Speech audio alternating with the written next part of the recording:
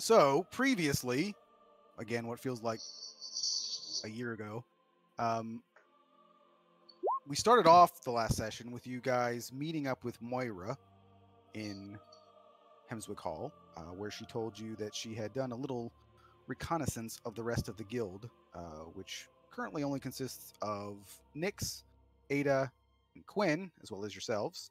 Um, she told you that what she discovered about Nyx was that he is pretty much what he seems to be. Nyx, again, being the gnome with the cat. He has been the guild administrator for over 50 years at this point. He does live in the Warrens, and he often helps out and volunteers at the soup kitchens in the Warrens.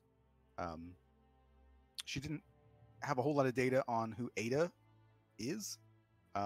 She did find out that, or she overheard someone referring to her as Sergeant, and extrapolating on the fact that Rivengard doesn't have a standing army and she was not part of the Watch, she likely spent time in the military of another country. She acquired the school transcripts of Quinn, showing that he had had nearly perfect scores in all the classes that he took. So it seemed that his somewhat dim-witted persona was an act.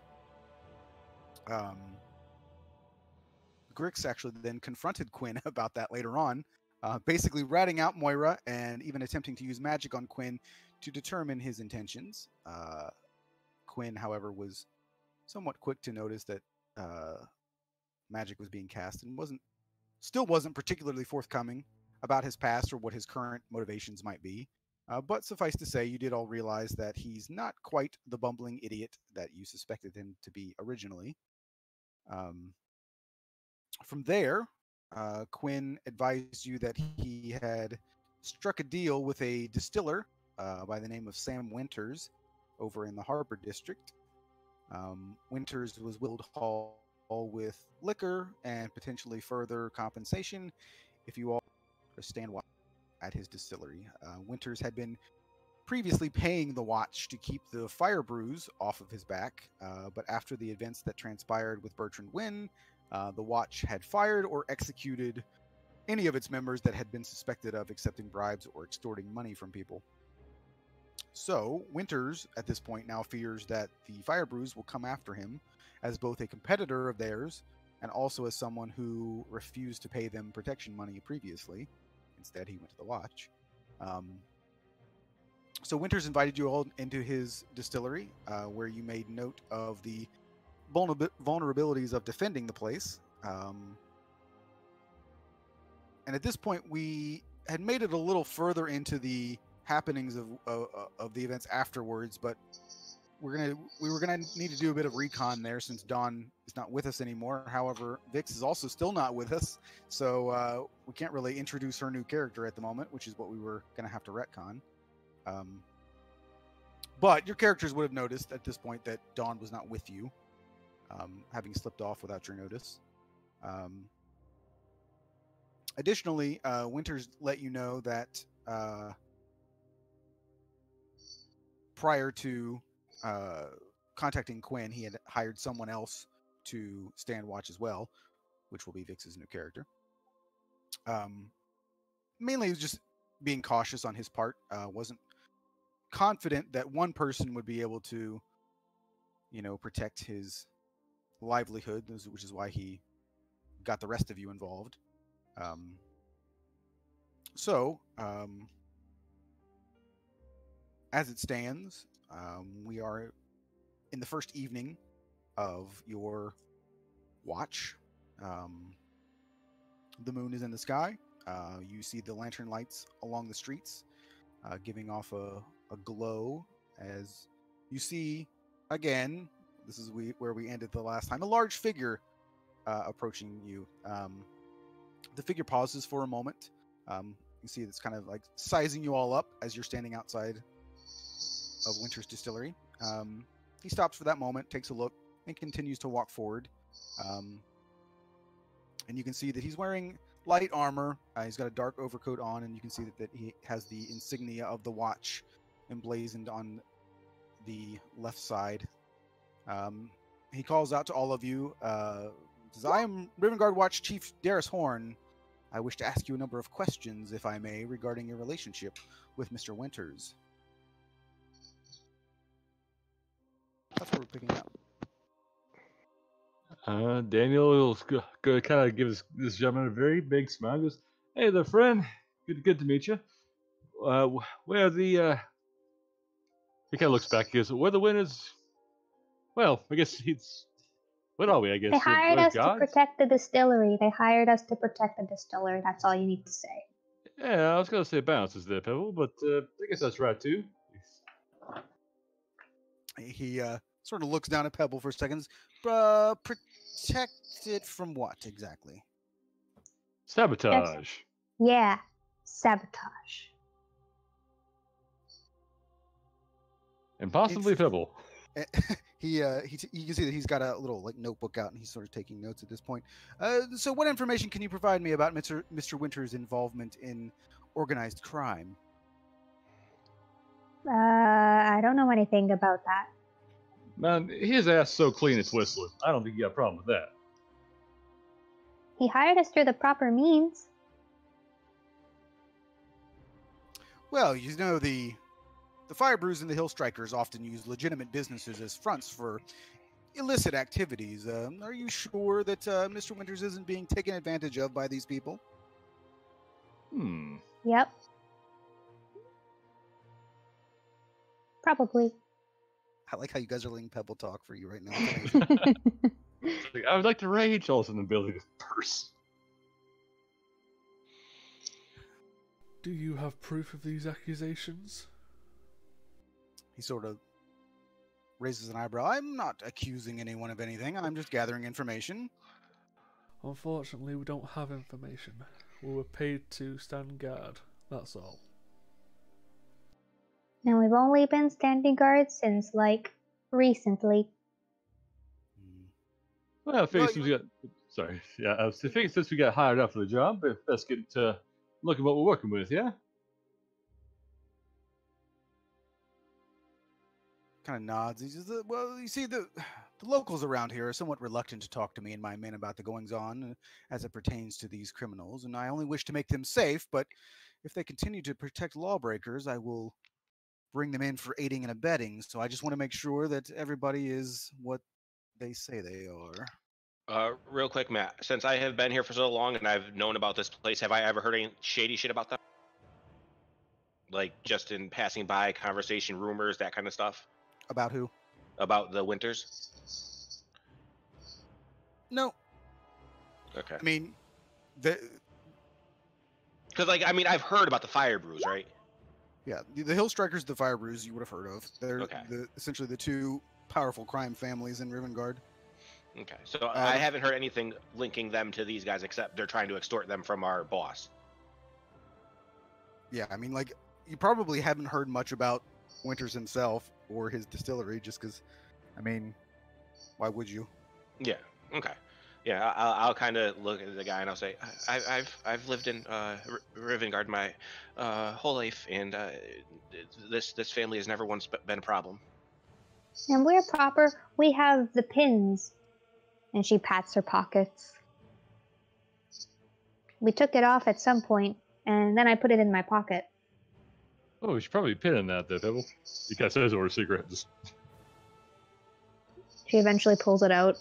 Some rocks fall out of her pocket. She pins it. Pebbles got pebbles. Good to know. Some of them look nice. I ain't judging.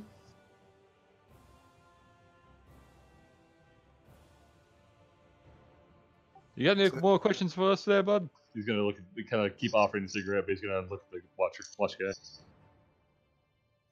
He sort of just raises his hand. Well, I thank you for your honesty and your forthright answers. I hope you have a pleasant evening, and please do let the watch know if you spot anything illegal. And as he leaves, you can see him sort of directing.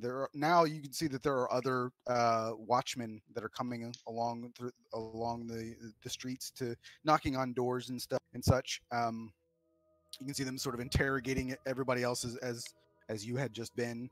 And you can see as he's walking away, Horn starts yelling at some of his men and directing them to go to different places and things like that. Everybody do an insight check real quick. Okay.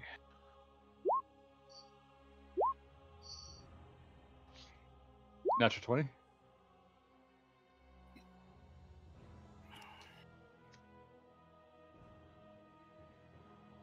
So, Caden and Daniel,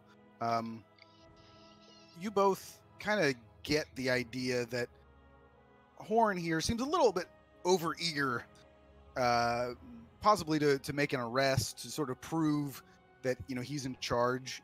He is newly appointed after the events of everybody getting fired, so he's sort of the chief in charge of the harbor district right now. So you kind of get the idea that he's trying to make a point, trying to throw his weight around a little bit, just to let everybody know what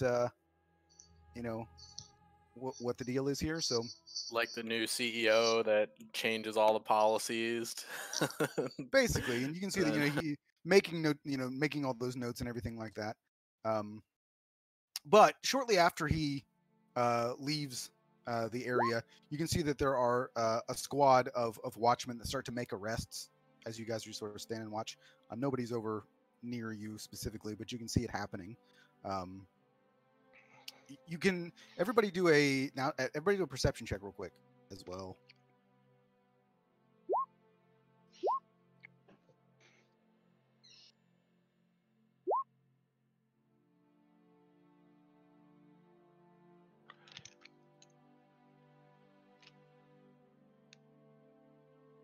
So Caden and Verlin don't really get it, but the rest of you do kind of overhear that it sounds like someone, like a nearby merchant, has been sort of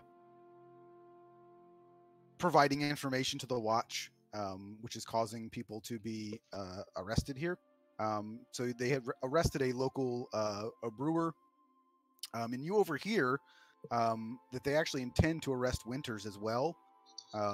However, as this all is going on, there's a small crowd of locals that have now started to congregate, getting quite upset at the sort of heavy-handed tactics, and have started to sort of yell at and harass the watchmen that are sort of doing this work here.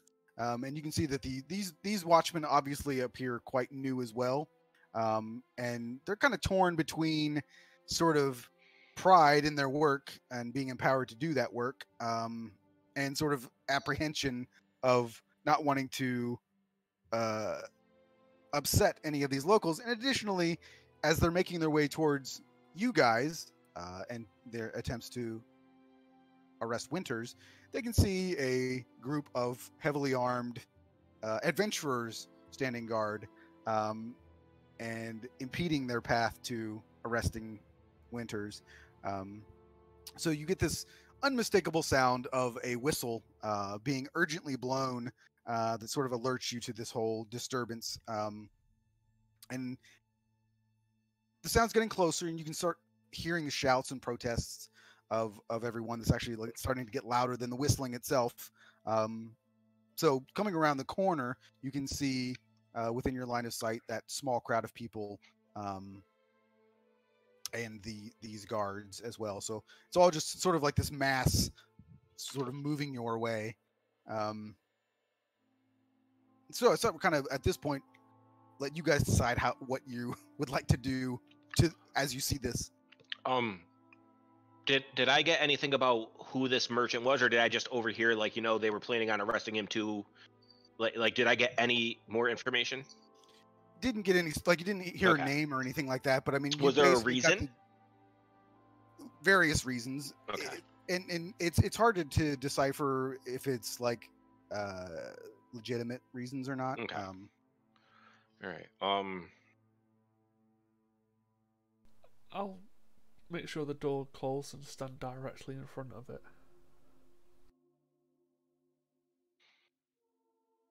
Yeah. Grisser's gonna kind of look at everyone and just say, I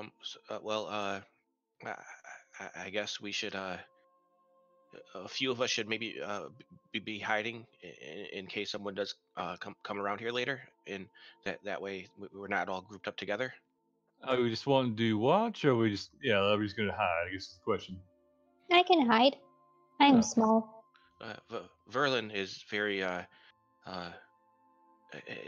is a big presence. Him standing in front of the door will still let people know that it's being guarded, but it would also be good if they didn't see all of us right at the start, because then they would know where everyone is.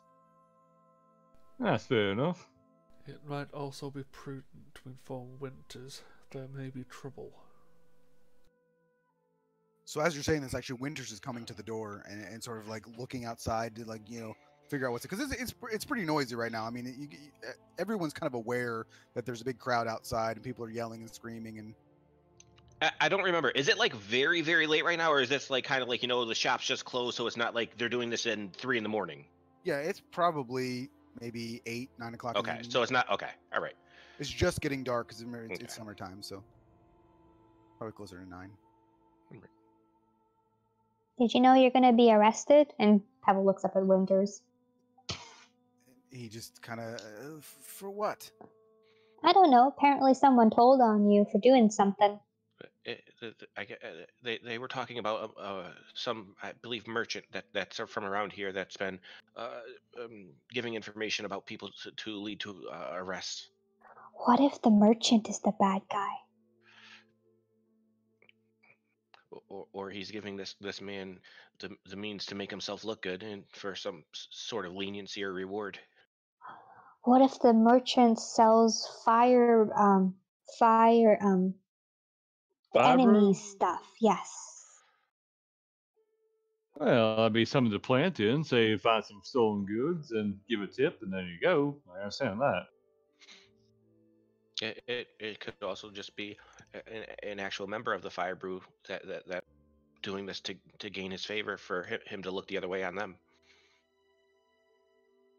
Whatever the case, this new watch bunch is a little too aggressive for my liking. They're just trying to show off a bit. I'm sure they'll settle down after some time passes. Like I said, their balls are bigger than their brains. And that's going to get either somebody killed or somebody thrown in the river. Pick one. So at this point, you can see that they've kind of stopped moving towards Winters, and you can see that they're currently just trying to calm the crowd down. I'll look back at it and I'll just say, you should probably go back inside. If they see you outside, they might come and just try to grab you. He just sort of nods and ducks back inside and closes the door. Well, if some of you are going to be hiding, it's probably best to hide inside and keep an eye on the other door. There are technically 3 other doors. Same difference. Yeah. Alright, so Verlin's got the front. I'll take the side door. And Daniel will start walking to the side. I'll look at them and I'll say, well, if you 3 large ones want to watch doors, perhaps me and Pebbles can hide somewhere. Do we have the map of the distillery again? I don't think there was a map, was there? There is. Oh. I don't think I showed it to you before because I don't think I was done with it, but I'm pretty sure you showed it to us. this is technically what. Oh, I thought you showed us the outside of it, like where it was on the street. I thought he showed us the inside with I like. don't think I did either of them, but here it is. It's pitch black. Can nobody see anything? I swear. Oh, to I God, can which see. one is- I can see up till there. Oh, Because yeah. you guys have dark vision. Yeah, you stupid humans. I cannot see shite. They shouldn't even have dynamic lighting in here. I don't think. Yeah, I can see even further than my dark vision, so I don't think it's just because of that. Yeah, it is. It has global illumination, so you should all Yeah. be able to see. It's at the very bottom of the map is where you guys should be. Might have to zoom out. Nope, I'm zoomed out and I see nothing. Yeah, I don't. Yeah, no. Gotta Sorry love roll about it. 20. I hate it so much. Honestly, I like it better in Fantasy Grounds, so.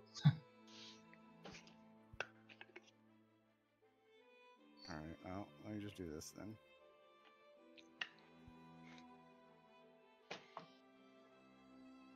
Didn't we run into this last time as well, or am I nuts? This happens There all the we time go. on this website. Oh, no, I just meant like this particular. Didn't this happen like the last time? There we go. I see something. Yeah, no, we didn't see this, but I could have sworn that we saw a map that had showed the 3 entrances and.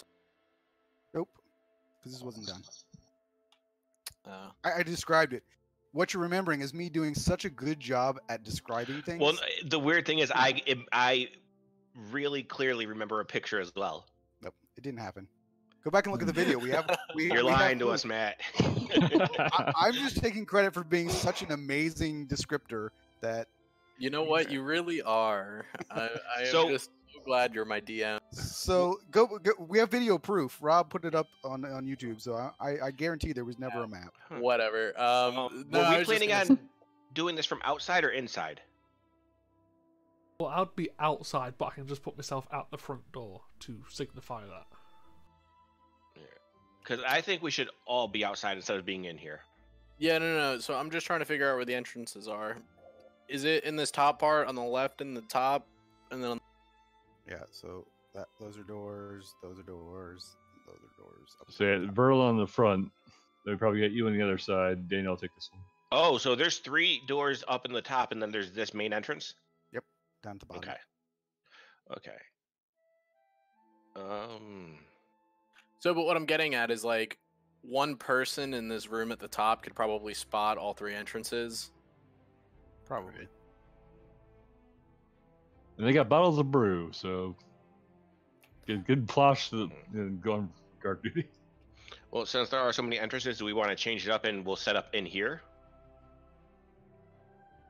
So I mean, I would probably try to hang between the kind of like in the middle of everyone, so I can go wherever I'm needed.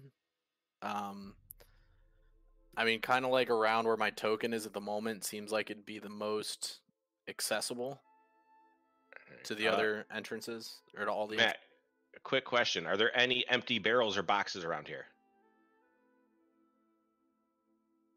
Yes. Can I grab one and like put it right here, and I'll just sit in it, so they can't see me? Are you going to try and snake?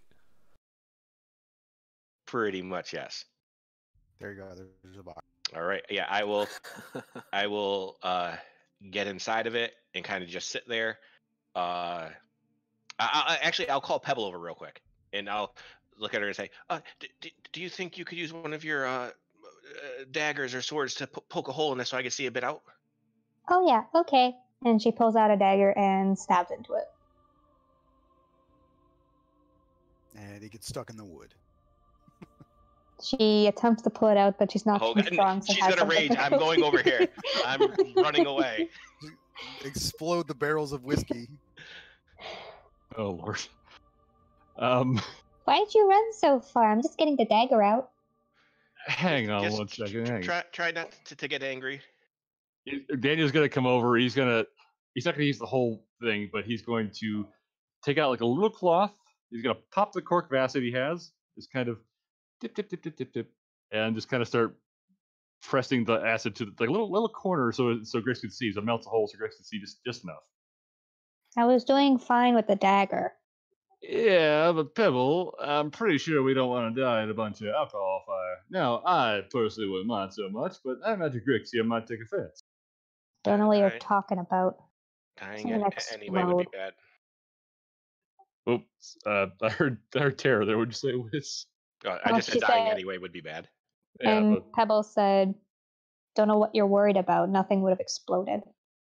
that we know of, or maybe we got to fish that grants wishes. You never know. So yeah, so there's a little acid hole where Grix could see. Okay. There's just a dagger stuck in the box now. I imagine you get dislodged. Yeah, you can get it out. It was more just a matter of like you're. It's not a carving tool that you Mhm. would be able to just carve out of wood. No, But- Pebble left it in there. Mark it on the character sheet. That's not wrong, kid. Of course, now on the inside, like Grix is gonna get the top of his head stabbed by the my dagger that's sticking in there. Or I'm gonna have a little acid left over and fucking burn my face. Well, you know. Hey, Pebble. Well, we got Grick's little box here. Would you like to find a little barrel so you can put it over here? I don't think I really need that. Do I need to hide? Well, Oh. I mean, I could sneak between the barrels. Sneak guess- between the barrels. how much space would be between the barrels? So I'm just imagining a normal ale stack, and then there you go. I mean, Well, these ones look like they're kind of like standing kegs. You could probably get under them if they are. That's what I was curious. Like, is that like the same? Yeah. What do you think, Matt? Sure. Fair enough. Okay. All right. Well, that'll do you. That's pretty good, actually. All right. Well, we got the gnomes all set up. Let Caden go. How did she get under the barrels? Like a standing. No. I mean, like the token. How did she get the token under the? Because the barrels are tokens. Oh, No, so it's on the object layer, basically. Okay. Yeah, that's what it is. Yeah. Meanwhile, I see Pebble on top of the barrels. Yeah, it just shows under for us. Yeah. Oh, okay. And all right. So what's in this little vent? Is it just like? It's you a know- drain. Oh, fair enough. Okay, that's fair enough. All right. What do you think, Hayden? We got the gnomes all hidden. We got Barlin outside. His scary face will scare anybody off. Are we missing anything? I mean, someone on the roof might be advantageous, but I don't think there's enough of us at the moment to do. I mean, I could probably go on the roof. I just might need a hook, is all. Because if I go to nap, I'd rather not roll off, if you don't mind. Like a python on the roof, just yeah. I don't have any on me. I left those back at the guild hall. Yeah, I got enough. Oops, sorry. Hear the box pop open from behind you and just says, "The rest of us should probably stay in here. There's too many doors to watch all to see if anyone happens. So if something happens to Verlin, at least we just have one door to watch from in here." That's a good point. Ooh, Grix, you see any mops laying around? Like a He broom kind of handle? you like see the box close back down. You could see his eye looking through the hole, and he just says, "No." I was just thinking if we could buy an extra bit of time, or maybe make the rat a little bit more warning, we could just shove a mop handle or broom handle in between the door handles here, and then, well, that would stop them for tonight, but that would just be like locking a door. They could always come back another time and get through it. We're supposed to be if someone comes to do something about it. We're supposed to be super scary. Pipes up a barrel. Dan's getting this big shitty grin. He goes, "I think we might need to take a nap. The ale over there is talking." Just kind of looks at Caden. You know, if you give me your gun, I can go on the roof. Pebble, I mean no offense, but I think I'd rather give you my cigarettes than my gun. Those don't smell good. Yeah, trust me, that ain't good for you either. He says with cigarettes still in his mouth. But he goes, "That's all right. I'll just hunker down here and just keep an eye on the door. I'll do stealth here." And Matt, real quick, can I point toward the door where?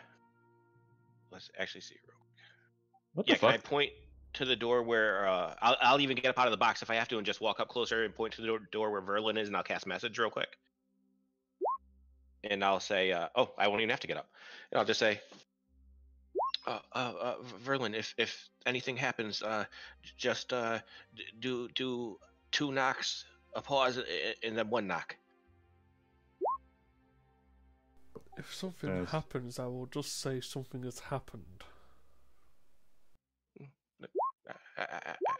I'll point back and do another message and say, "Well, I was thinking more of just something suspicious, not an actual someone coming up to you to put us on alert." I understand, Grix. Don't worry too much. No one else hears him say that, but you just hear a very nervous laughter coming out of the box. Hey, Griggs, do you have your familiar you could set up on the roof? Uh, uh, uh, I, I could bring him back right now. Yeah, and I'll bring him back, and I'll just put him somewhere outside the box, and I'll just look to, or I'll just point and say, someone open the door. I'll send them out. I'm on it. I'm on it. Then I'll send them to fly and go sit up on top of the roof. There we go. Shut the door and backwards up.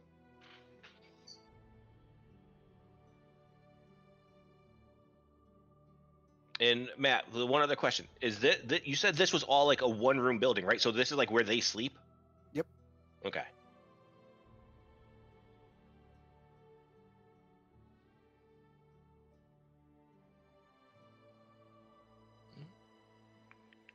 I think Rix is gonna just sit there and pull out a paper and start drawing because he gets bored quickly. So the only thing that I want to bring up in case it's because sometimes on a flat 2D map it's hard to tell. So this platform down here, like it is a platform that's raised about 6 feet in the air. So there are stairs that go up. So these barrels up here, they are off the ground. Is it like a solid platform or is it like one standing on legs that you could get underneath? Yeah, you could get underneath it. Okay. All right. And it looks like there might be more stairs going right here.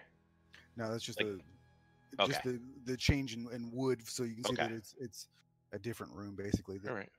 The back part of this building was an addition onto the original sort of smaller. Gotcha. All right.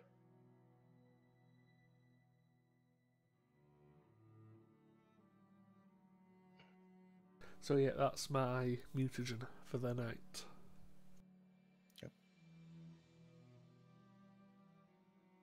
And also, I built this map from scratch, so that's another reason that it doesn't look great. But Oh no, it just looks looks like a pretty little good. bit like Yeah. I think it looks good too. It's just like right there, just looks a little like it steps up or down to me. It's basically what it is. It's just two separate, like, sort of map Yeah.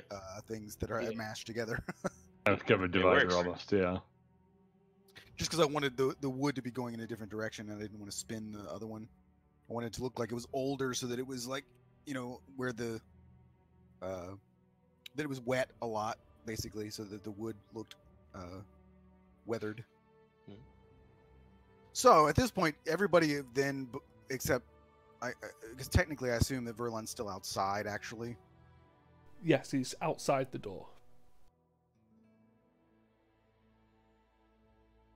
I'll leave it. Oops. While we're just like hanging out at some point, I just as an aside, I wanted to try to ritually cast detect poison or disease and look around and see if there's anything of note, i.e., checking the barrels for poison or disease. Okay. I mean, it depends on how you view alcohol. Yeah. I mean, it's kind of a poison, yeah.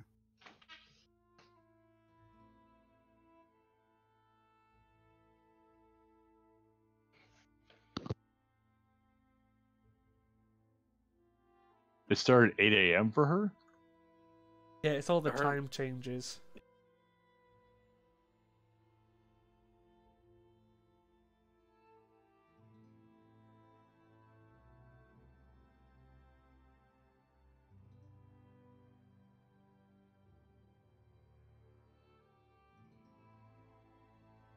I mean, this shit happens when you've got multiple people on multiple continents.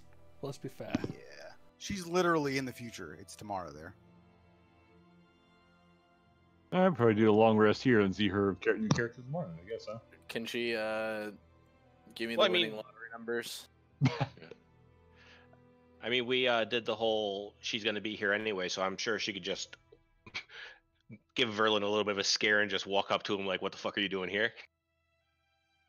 That probably wouldn't be a wise idea. I mean, we know someone else is supposed to be here too. You don't really want to jump out at someone standing guard.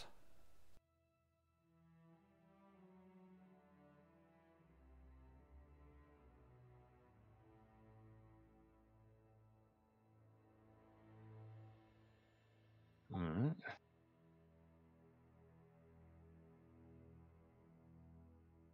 Yeah, I mean, so it would be 8 a.m. for her. So if we wanted to the rest of us would have to start at 6 and 7 o'clock, and then for like midnight for you, Rob. Actually, if we no, for wanted to me it would accommodate. be 11. For now. Yeah, I would not feel. But for Rob, it's like past midnight. That's torture, practically. My Friday game starts at 5:30 midnight, so I'm used to it. Every single time we ever bring up anything with Rob about how late it is for him, he tells us to pretty much fuck off. He's fine. Yeah. Basically, it's like I'm up till 4 a.m. playing D&D every day of the week. Shut up. But for the rest of us, it would be Eastern time. People would be 7 start time, and Central will be 6. 6. Yeah.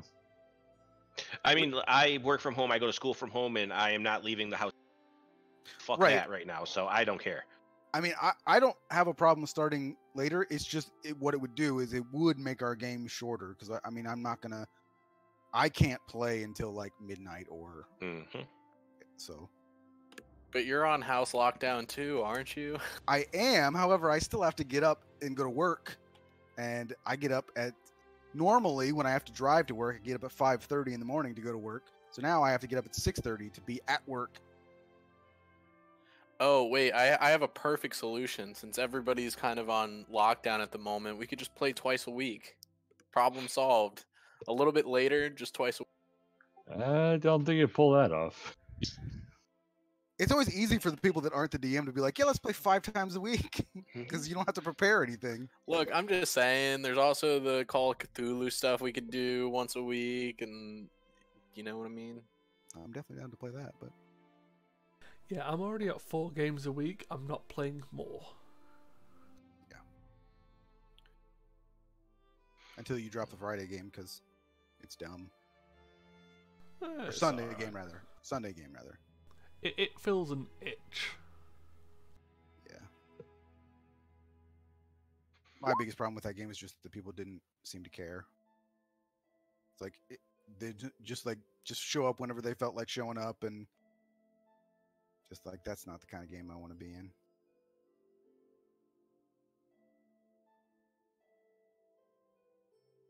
So while we're waiting for Vix, is there anything else that you guys wanted to do? At this point, you are still hearing the noises. Verlin, go ahead and make a perception check. Ah!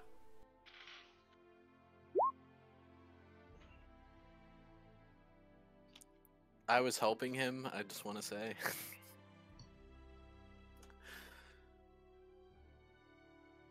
So, the one thing that you notice kind of standing out amongst the crowd is that there is a rather large half-orc who appears to be trying to mediate between the crowd and the watch. You can't quite hear what he's saying, but you can tell that he appears to be trying to calm both sides down.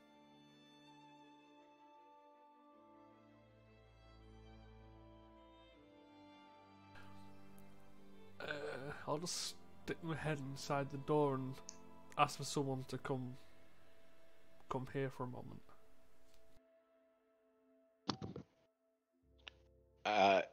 Yeah, Oh, Grix will okay. also immediately jump up, being insanely bored, just sitting in there, and walk towards the door. I'm going to head over and see what's happening. If someone wants to stay at the door for a moment. As soon as he says that, I go back in my box.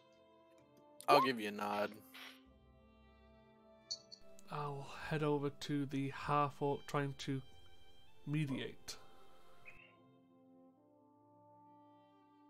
I mean, at this point, you'd be walking like into the crowd as well. I mean, he's kind of in the scrum of everybody. So That's perfectly fine. I've left someone at the door so I can move forward.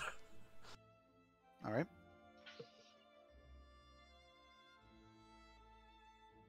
I'm guessing from what I can hear, it's all people just complaining or asking for Winters to be arrested. Well, it's sort of it's most of what you hear from the crowd is they are angry that the watch is sort of coming in and making a big deal arresting multiple people. So they're just angry that the watch is being sort of heavy-handed at this point, and the watch is just trying to calm everybody down and saying that they're just doing their job and that type of thing. And this half-orc is sort of in between, trying to make sure that nobody gets punched, basically. I'll walk over to the half-orc and start offering some assistance, trying to calm people. All right. Do a persuasion check to try to calm people. I would like to make that at disadvantage. You would like to? I mean, Well, I mean, that's you got that scar anyway, so it's kind of. Okay. Wow. Oh shit. A double one. that wasn't a nat 1, that was just a 2 minus 1 for both. Yeah. Doesn't matter. You can't critically fail or critically succeed on a check anyway. I can but- give it a go, though. I mean, a 1 is still bad, regardless of whether it's a critical bad, but... So, Vix, you're muted. you are not particularly helpful in assisting this half-orc in calming anybody down.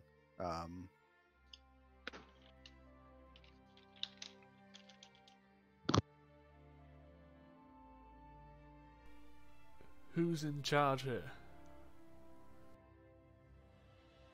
At this point, like the people are starting to calm down a little bit because the half-orc is slightly more successful than you.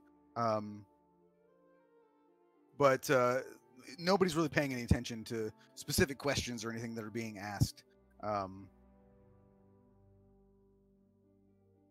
Is the man we were speaking to earlier here? He is not. Is there someone else in a fancier looking regalia? Not really. I mean, these do appear to be sort of the everyday beat cops, basically.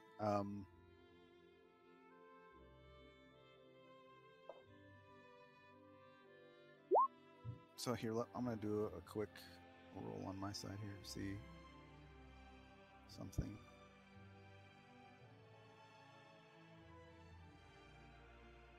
Okay, so he's actually doing a pretty good job at this point, and you can see that he's kind of convinced everybody, everybody to kind of to disperse.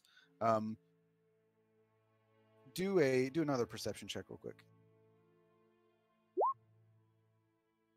Yeah, so you're getting the idea that it's probably not that the watch have agreed to not arrest Winters.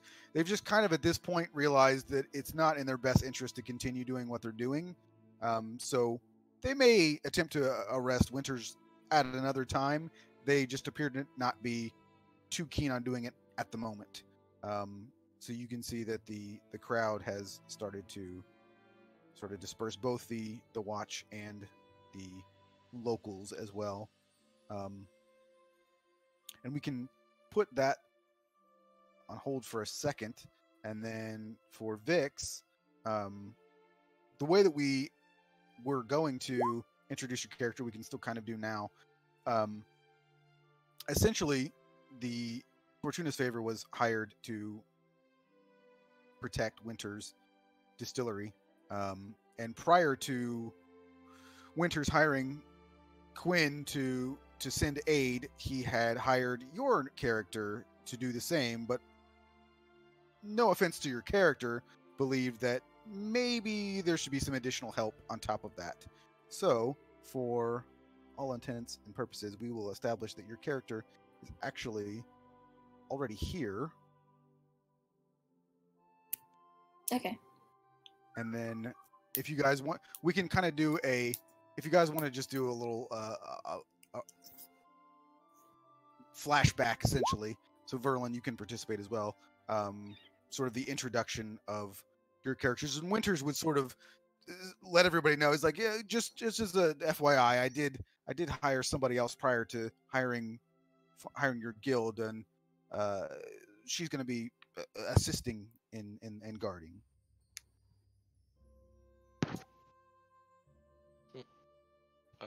Hello.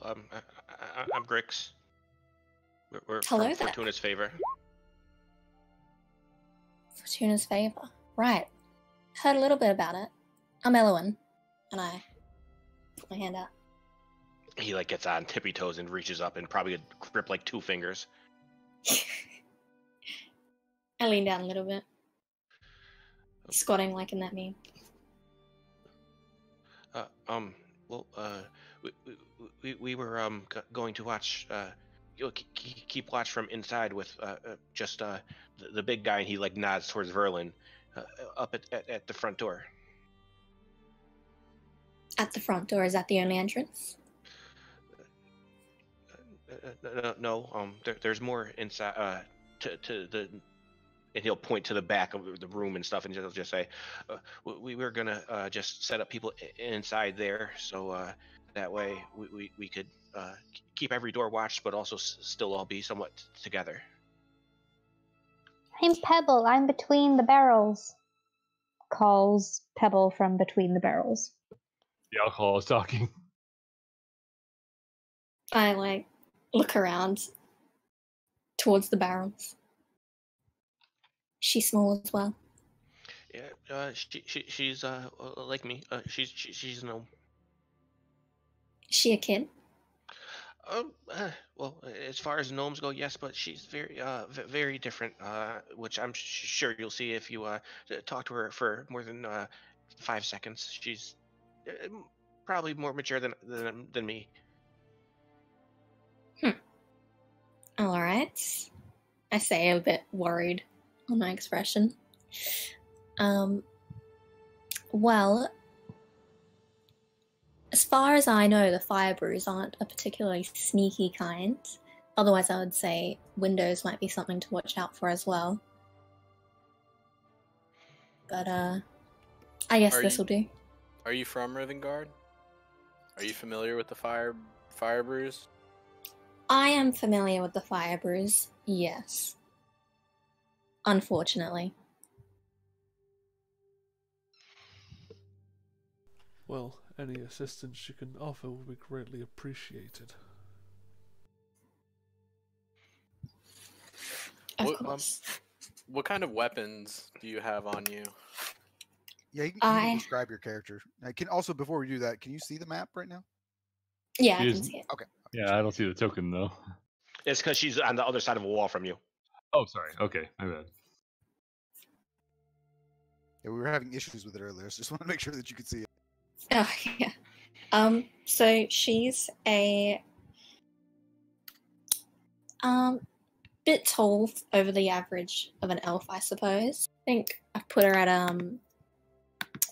like 5'9", 5'10", something like that. And she's quite dark skinned, so obviously a wood elf. And there is some sign of like weathering in her skin a little bit. It's not quite as pristine as probably a lot of other elves that you've seen. And, you know, long, straight, raven hair. She's got maroon colored eyes.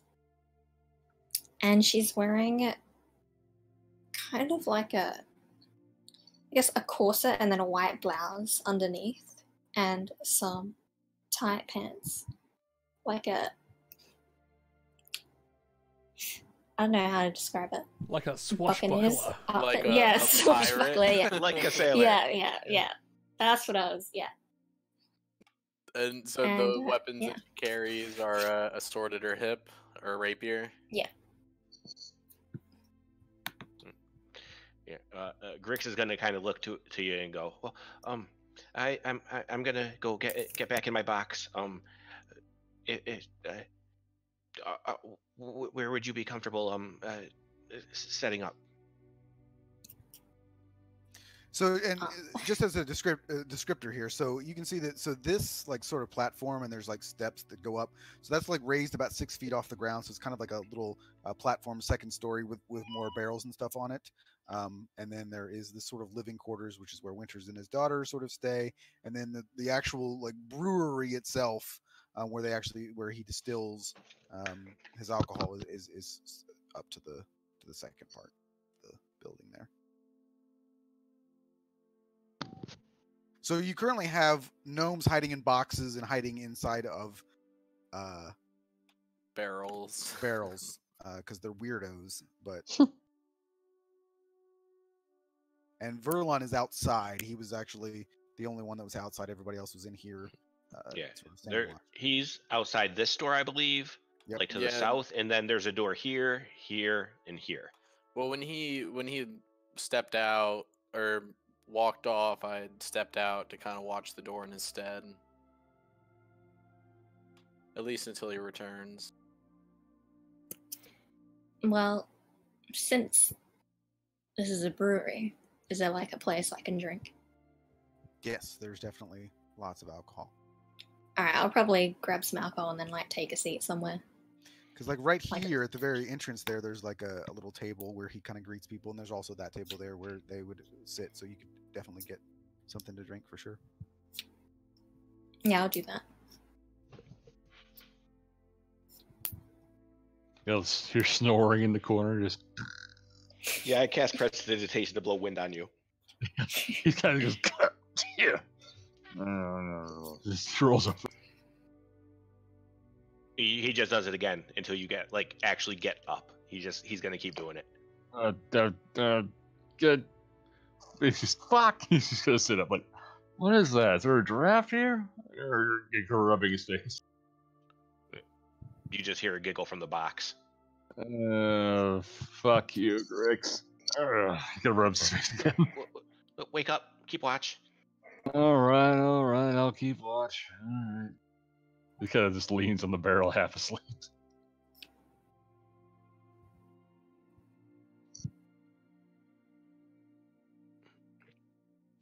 Matt, when Caden goes up to the front door and Verlin walks away, can I start looking through my owl's eyes and have him fly around and keep like a lookout for anything suspicious looking, like people who aren't part of the crowd, like sneaking around or anything? Sure. All right. So that would be his perception. Yeah, I mean you can see what Verlin was seeing, and so you saw the crowd, and then you saw Verlin go in, and for all you know, Verlin may have helped because as he goes in and has the discussion, you can see eventually people start to sort of disperse. So, Wow, good job, Verlin. yeah. Fucking damn right.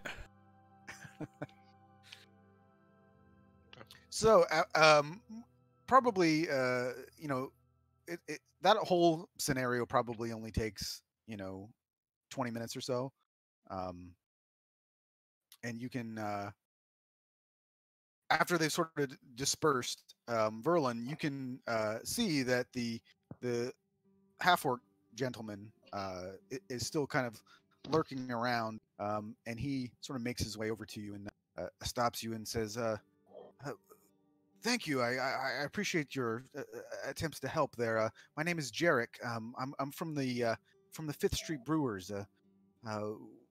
We just trying to make sure that things stay calm around here, and I was wondering if maybe I could talk to you and your friends for a moment." Depends on what the business is. I should introduce basically- myself, if you wish. He sort of nods. I'm Verlon. I'm with the Guild Fortuna's Favor. It's a pleasure to meet you, and thank you for dispersing the crowd. Well, that's his name, by the way. Thank you. Just writing it down. Well, it's in our best interest to make sure that things stay. Well, I won't say as they are, because it's not in our best interest to keep the fire brews around doing what they do. But just wondering if maybe I can ask for your help in talking to the guards. They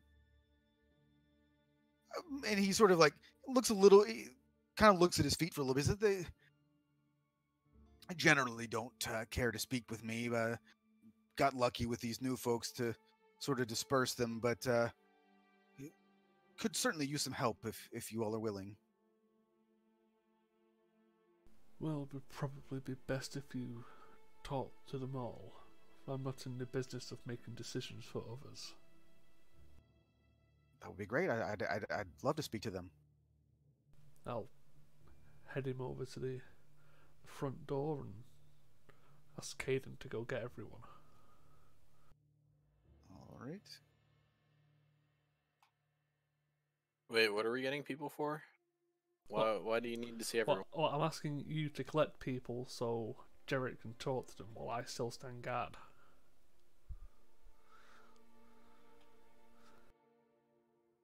Pebble doesn't Okay. come out. Yeah, that's fine. We should probably keep you there. I'll round up. Daniel's the only one that's visible at the moment. I'll grab him and I'm sorry, Vix. What was your character's name? Elwyn. Elowen. Elwyn. And Yeah. I'll grab Elwyn. So it'll be the three of us talking to him. He rubs his face, kind of looks over at her, and just kind of, did I miss something? How long was I out? He looks back at Caden and then back to Evelyn. It's only been like, what, 20 minutes? 20, 30 minutes? Well, I mean, we need to take a nap. You don't know how long you're in for the fool. Yeah, sorry, give me a second. The token I have for Jarek is not showing up properly, so let me fix this real quick. Daniel, Caden, Elowin, Jarek here helped disperse the crowd. And he also has a proposition he would like to put forward to everyone. So, at least hear him out. So, I mean, I'm not going to do a full RP of this. I just want to kind of give you the gist of his proposal and his scenario here first, and then we can kind of do the RP part afterwards. But basically, he introduces himself, and you can see that he, despite his token, which looks a little bit more grandiose than he actually should, he appears to be kind of a blue-collar type worker. Let you guys know that he is a member of the Fifth Street Brewers, which I'll just type real quick. So those of you who are... Daniel, you probably heard of the Fifth Street Brewers. They are not known for anything other than brewing, really. So this whole setup of doing, getting involved in the goings on is not necessarily a common thing. But he sort of says that the brewers themselves have been sort of harmed by the Fire Brews and their way of doing business, I guess. Obviously, they're competitors. They are brewers themselves. The Fifth Street Brewers themselves are mostly sort of humans and half-orcs, and they kind of present themselves as, I guess, for lack of a better term, sort of like protectors of the people at this point. And they're mainly just sort of recently, again, they've been around for quite some time, but recently started to sort of actively oppose the organized crime running rampant through the Harbor District. And so they're not necessarily friends with the Watch, but are not specifically known to be the criminals that the Fire Brews are.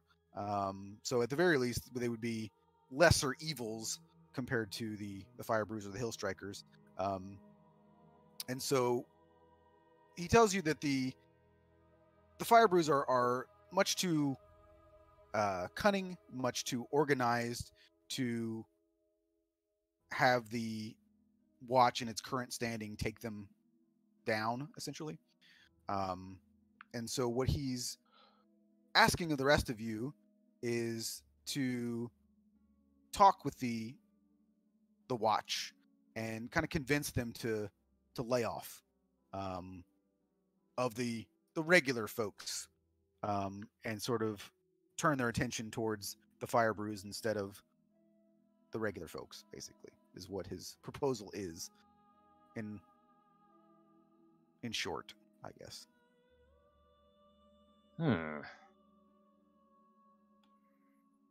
Their new commander seems pretty determined to prove himself. I don't think he's willing to listen to commoners or simple bodyguards. But how better to prove yourself than to take down the fire brews? Oh, but he's gonna look at Elwood with this big crooked grin. It's like, what do you think we should go on the fire brews, blow up one of the biggest distilleries in Rivengard? You know, take him down a notch. I'm fine with that. And Jerk's like, well, I mean, you know, that's great and all. I mean, we don't necessarily need you guys to get involved with that. I mean, really, all I'm proposing at this point, I mean, just more power to you guys if you want to, you know, do something more. But for us, we're mainly just looking at this point to see if you guys could talk to the watch, because they're not gonna listen to my group, but a guild might be able to sway them. I understand you have a little bit of possible relationship with the marshal, and so you could maybe use that to your advantage as well. Yes, Bailey. He still thinks I'm his bodyguard. Jerk his thumb, kid. Also, I'd like to clear it up. I'd meant to convince the marshal that he could prove himself, not that we should prove ourselves. So, but just out of character, I think the marshal is the guy that watches over all of them. You're talking about just like the commander in charge, right? Yeah, so the chief is who he's asking you to go talk to now. But the marshal's the guy that you met when you went to find Bertrand. Yeah. I mean, we could try to talk to him at another point, but probably not tonight.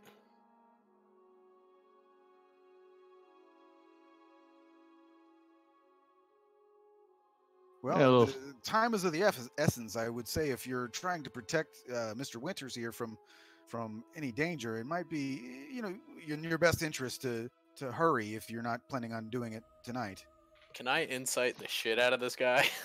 Yep. I'll assist for advantage for Kate.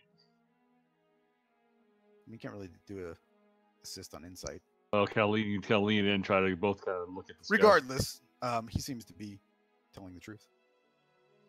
His intentions he doesn't appear to be swindling you or, you know, trying to get you to do something that is dangerous or. Alright, I mean, I just didn't know if he was trying to get us to leave. So. No. I mean, from all you can tell, he does appear to be actually from like the Fifth Street Brewers, so everything he says appears to be true. You don't get any. Jarek. Yes. Would you be able to arrange a meeting with the chief? Well, again, if I could do that, I would probably just go talk to him myself. But you can certainly just go over to the watch's office and ask to speak to him. I mean, he's probably over there at this point right now.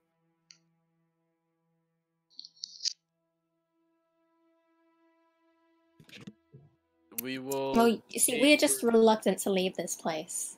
Well, unguarded. I mean, you certainly don't all have to go, and if you'd like, I could stay here to attempt to guard as well.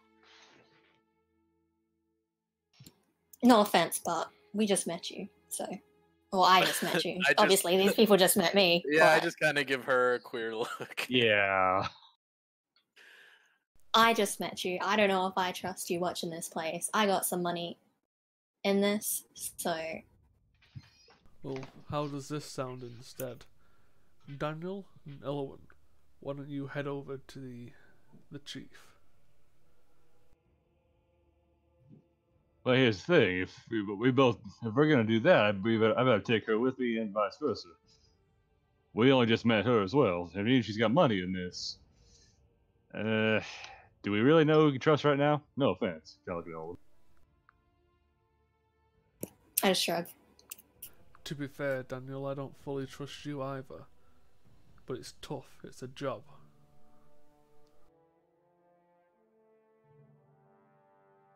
Yeah. You know, sooner or later, brother, we're really gonna take that stick out of your ass. Come on, Missy. Let's go find the big guy, I suppose. Wait, you guys are taking me along? Yep. And how do I know you guys aren't just trying to pull me away? You can inside him. Yeah, if you want. I mean, I'll insight.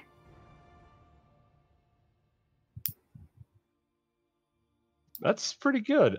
23. He seems annoyed by Verlin's behavior a little bit, but there's no animosity. He's not trying to screw you, but he doesn't really trust you either. Fine. Just remember, we're all on the same job, so we're all on the same team. That's what someone who's been paid otherwise would say. Yeah, I kind of agree with the lady on that one. I've had a shot in the ass maybe once already. Well, if you wish, I can chop you in half. I don't have I a don't gun. think you could. But he got a grin. It's like, I don't think you could, but let's not get into semantics here. I coming, mister?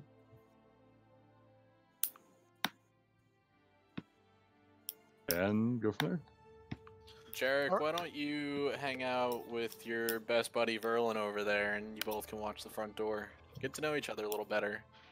I'll just kind of say as I get a chair and prop it up in this doorway. And Jarrett kind of walks over to Verlon. He's like, "Your friends are kind of assholes." Yes, unfortunately, they don't seem to understand that. You don't have to be nice on a job. Just get the job done.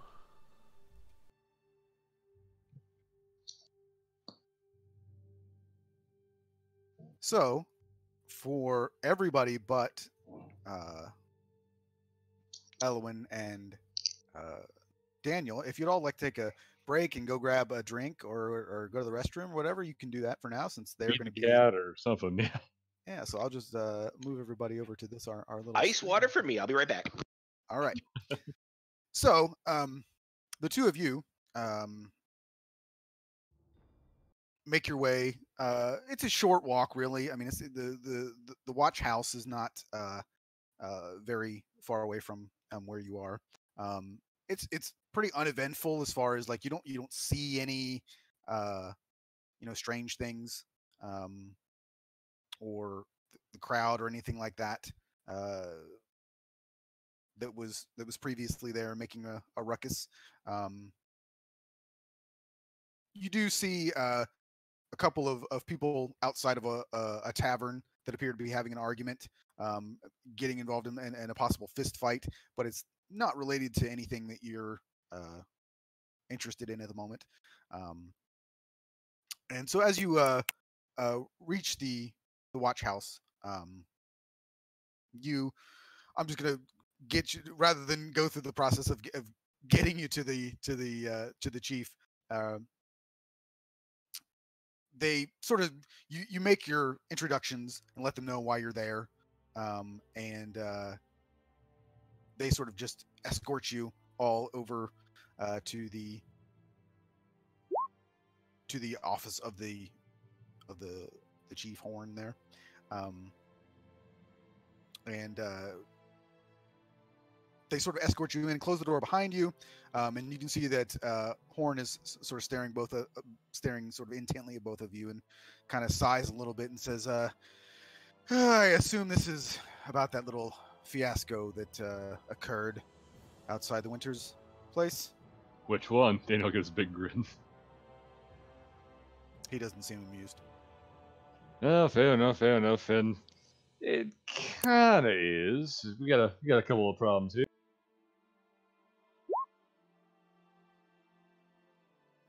What is it that I can do for you? Well, hoping to talk to the Fire Brews a little bit. And a couple of your own men, if you don't mind my saying. He's still just kind of staring at you. Eesh. He kind of looks at Elwin and thinks, must be a rough night for this guy. All right. So I think your new boy's got some issues. He's wanting to prove himself, which is all well and good, but they're really pissing off the rest of the folks on the port. Most of the fights are from them just borderline busting down doors. So I ain't sure what your take is on aggressive investigation, but I think in this case, with how the Fire Brews are, it might be a little overkill. Well, given the climate that has existed in this district for quite some time, I'm rather sick of the compromise and the shades of gray approach to law enforcement. And at this point, I'm instituting a zero tolerance policy on crime. So this is proved somewhat useful to weeding out some of our less than savory folks working in the watch. It's allowed me to ascend to this position. So what is it that you would have me do exactly? Well, if you're going to crack down on all crime, why not point your you got to search the word. You know, why not point your biggest assholes at the Fire Brew and see what happens? I think they're probably the biggest issue down in the port. Hell, you probably seen me from when I had the priest before. Money changes hands quick. The job I'm working now, even now, sounds like the Fire Brewers are about ready to start just burning down the place as it is. So that's what I'd have you do. But I can't speak for the lady here. You want to weigh in on this? I just think if you want to cut down on crime, go for the snake head, not for the tail. I mean, you cut a snake in half. Whatever. What she said. All right. My So, way sounds cooler. yeah, whichever one of you has the highest, I suppose, make a persuasion check and just do it with advantage. I have a +6, but you know, what do you think? I have a +5. So we're pretty even. So which one do we want to do here? I mean, you seem to be doing a lot of the talking at the Sorry. moment, so I feel like it would make more sense. No, it's okay. I'm just saying it would make more sense for Yeah, your character to do it. Daniel's got a big mouth, so I figured. So that's No, I mean, I don't see my character really having that much of a conversation with this guy. all right. So roll with advantage. God helps all. 23 with advantage. I think I tried to mess with that a second ago, see if it helps, but yeah, looks right. 17 plus 3 plus 3. So that's yeah. So you can see that he kind of gets the point a little bit. You also do an insight check, both of you, real quick. Okay. Hopefully this works now because I had to fuck with this character sheet enough already. 14. Hey, it kind of works. I didn't know. All right. Yeah. So you kind of get the idea, both of you do, that it's possible. I mean, again, he's very overzealous at this point, and you understand why he is the way that he is, given that you know what he's trying to accomplish.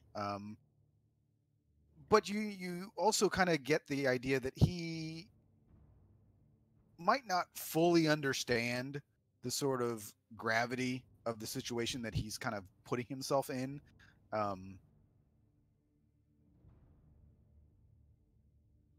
But he is persuaded to see kind of the merits of maybe backing off a little bit on the citizenry and some of the smaller things that they might be doing that are against the law, to focus on the larger picture of the Fire Brews. But he says, I do understand what you guys are saying, and that is ideally what we would do, is to take down the Fire Brews entirely. However, we have to start somewhere, and it's obviously, easier to take out the low-hanging fruit, if you catch my meaning. I catch your meaning. I'm not sure the lady does. You kind of give a big grin to. What's that supposed to mean? Nothing. Never mind. Tough crowd in here tonight. Well, I just think the low-hanging fruit is going to be replaced just as easily as you take them out. Well, in my experience, when he said, I want to include it with your insight. When he says "in my experience," you kind of get the idea that he doesn't actually have experience with this. Just saying that, but he says, "In my experience, if you take out a family like the Fire Brews, then someone else will fill that void as well." He might be telling the truth as far as like that being the truth, but you get the idea that when he says in his experience, he has no experience dealing with a crime family. Well, even if you be the biggest bastard, best you could do is probably know him. You could just double up security around there and have surprise inspections. Hell, when I went out there the other day, I almost got battered to death by a bunch of shorties. He sort of nods. But yeah, the job interviews, it's like, how well do you work under pressure? I work great under pressure. And in reality, you're like, oh my God, I can't. Please just give me the job. I'm terrible at working under pressure, but I need it. So, he says, well, all right, for now, maybe I'll try to focus a bit on the Fire Brews. Again, and he sort of pulls out his little notebook and starts making some more notes and says, if there is additional information that you can provide to me regarding the Fire Brews and anything that they might be involved in, it would be quite helpful if you'd like me to make any sort of adjustments to my plan. I'm gonna just keep quiet about this one. I have to find the Fire Brews in my notes. I can't seem to find that, but they already made a history check about that, so I assume to some degree you kind of give him the brevity of the situation. He rolled a 16 on history. Just kind of give him like a basic rundown. Well, it's more so like, I mean, he knows like who they are. It's more so like any information that you can give him about like their current whereabouts / activities that he could use to try and crack down on them. Okay, I gotcha. Tell him possibly about the supply, like where they get their supply sabotage. Their ships. Yeah. Yeah. Could I tell him about that? Yeah, and he nods, and you can see that he's taking notes as well. There's not a whole lot I can do about ships and the like. If it's more so if I can get any sort of smuggling off the ships, but I appreciate it. And he continues just sort of like making notes. It's like, is there anything else that I can do for you?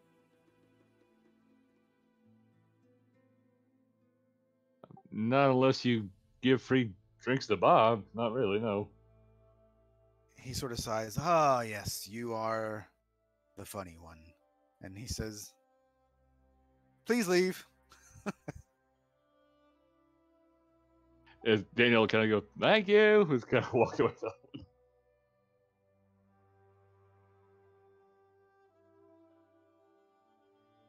Then he's gonna look at Elwyn and goes, well, how do you think that went? As it's kind of obvious he's gauging her a little bit. Well, you did all right, I guess. I don't mean me, although thank you for the flattery there, darling. How do you think the marshal took that, though? I think he doesn't know what he's getting himself into, but we did our job. Yeah, we did. Well, he kind of scratches his cheek a moment.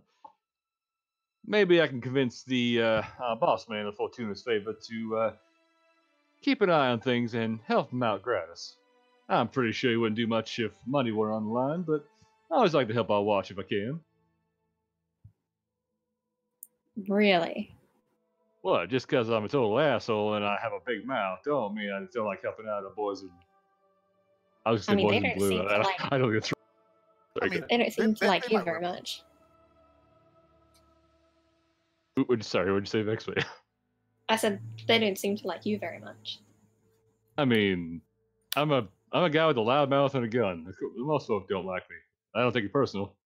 I mean, Pebble seems to like me, but she also, when she gets mad, things also explode, electrocute, and she managed to scare the piss out of my big guy with the scar you saw. She sounds fun.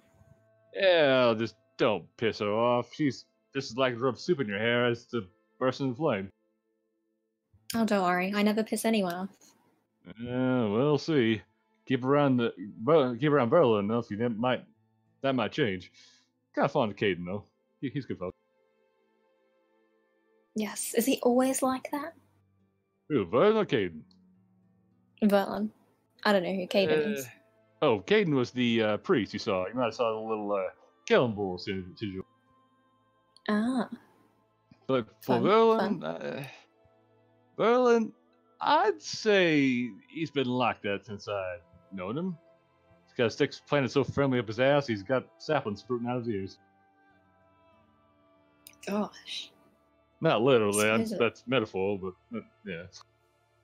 I figured.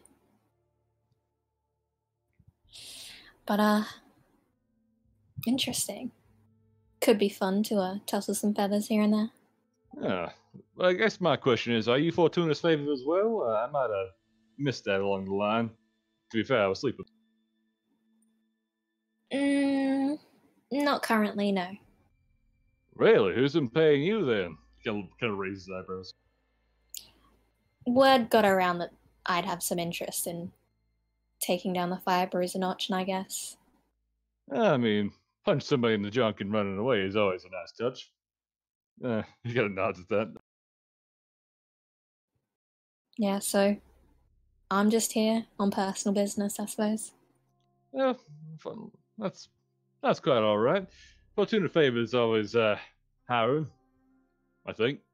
I mean, we get a I good deal no hear. matter. Weren't you guys like pretty shit? I'm kind of a newcomer, so I don't know how shit we were, but I know that they've definitely had a run of bad luck. Okay. Well, I'll think about it. I say in a way that's like definitely not thinking about it. Kind of sarcastic a little bit. Yeah. Well, let's head on back.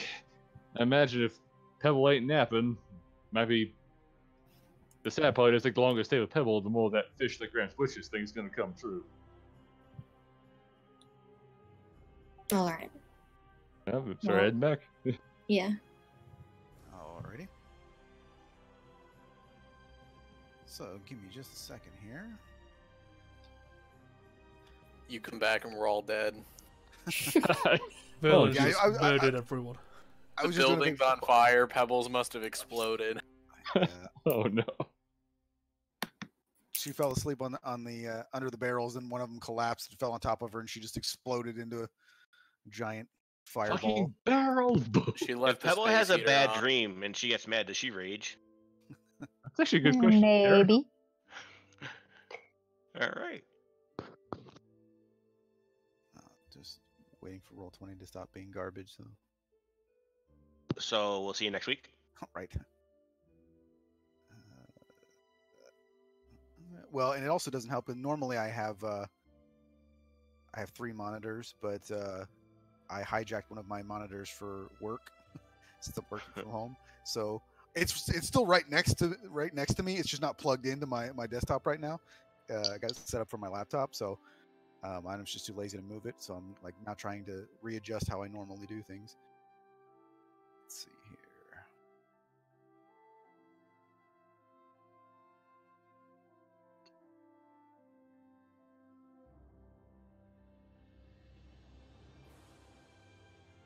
There we go.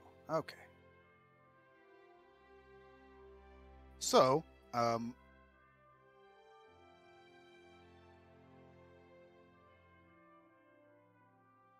everybody do a perception check, except for the 2 of you that aren't there yet.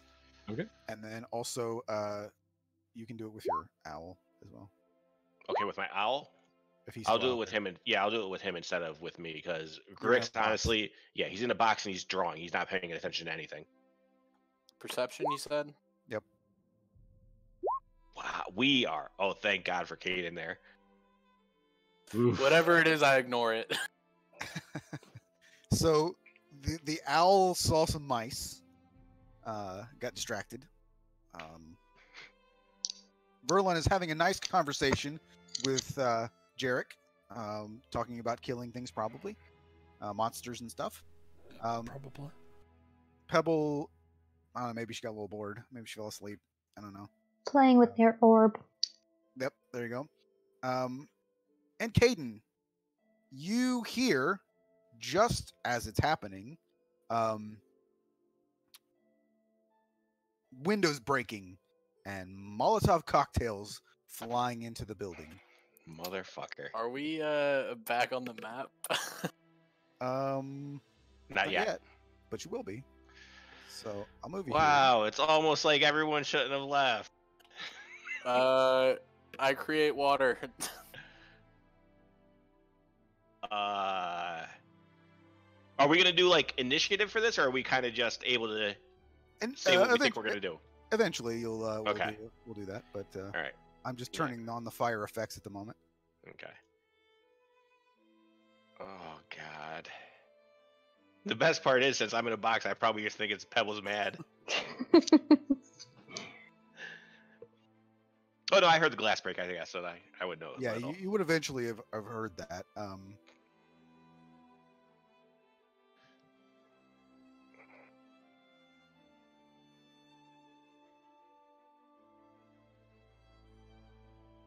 So it's not going to take long. Basically, it would be, for all intents and purposes, it would be one round of combat that you guys would probably have to sit out.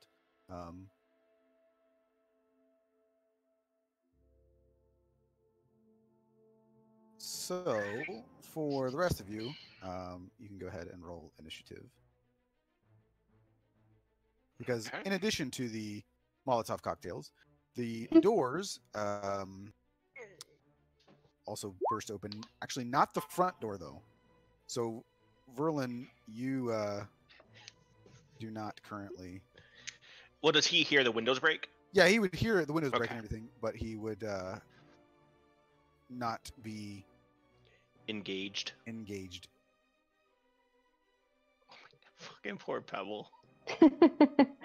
Yep. What do you mean? She's surrounded by enemies and explosive alcohol. Well, to It be fair, sounds she is like the hidden perfect possibly too. place. Yeah, Yeah, sure, sounds pretty like well. the perfect place for her to be, Yeah. right? Yeah, so just for fun, Pebble, do a stealth check real quick. She actually did earlier, I think. She did. Yeah. Do But it it's- again. Do It's it been again. time. Okay. I mean, she has good decks. Son of a bitch. She's like the person who's hiding underneath the bed, but their feet are sticking out. Or you can hear the orb just rolling. It's an idea, like when little babies, when they cover their eyes, so then they think that like they can't be seen either because they can't see anything. Right. So let me. Oh fuck.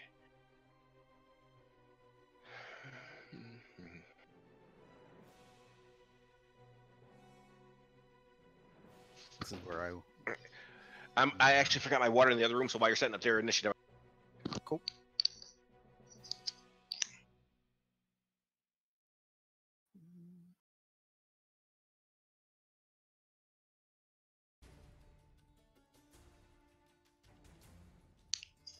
Oops, sorry.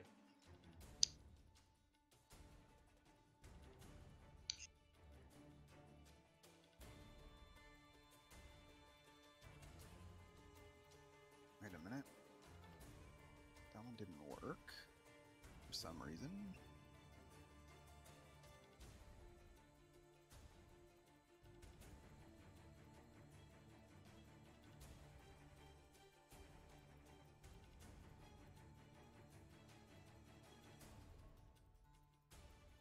Let me choose this.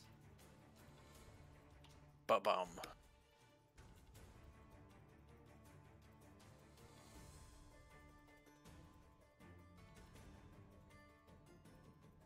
All right, next week I'm gonna have to move my monitor back because this is annoying.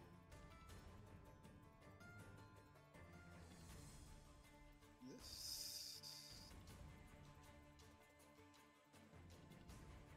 All right.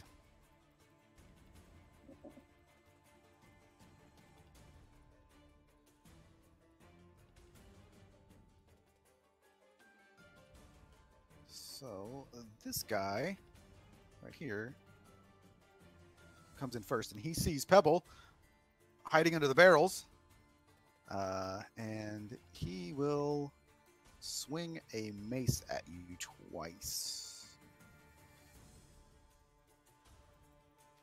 Partial cover, because under a barrel. That's Yeah. 3/4 cover. Thank you very much. Yeah, I think that's appropriate.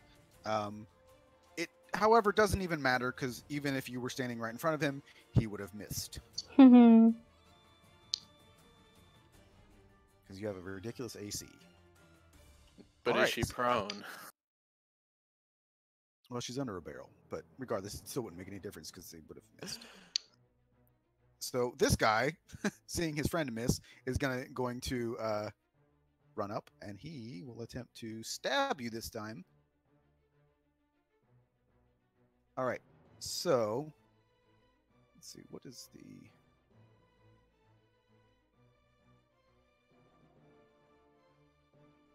I'll make sure I get the cover rules correct here. So it's a plus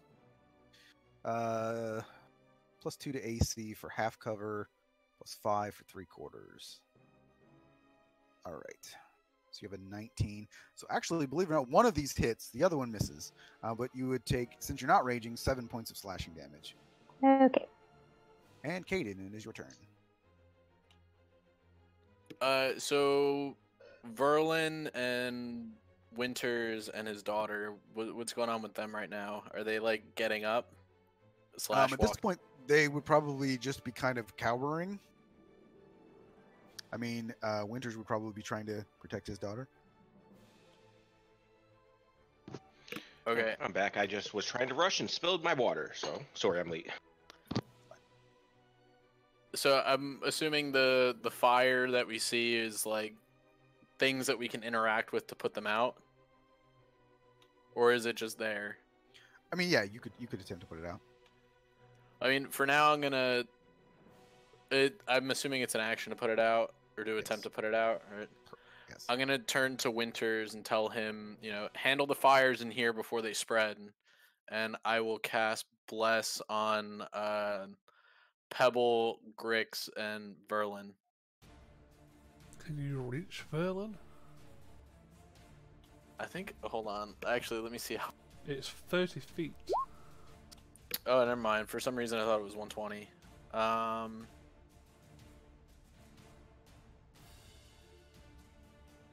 Do we have a grid to snap to, or are we Nope. just? I mean, the reason I didn't put it on there is because I couldn't get it to line up properly, so I just took it off.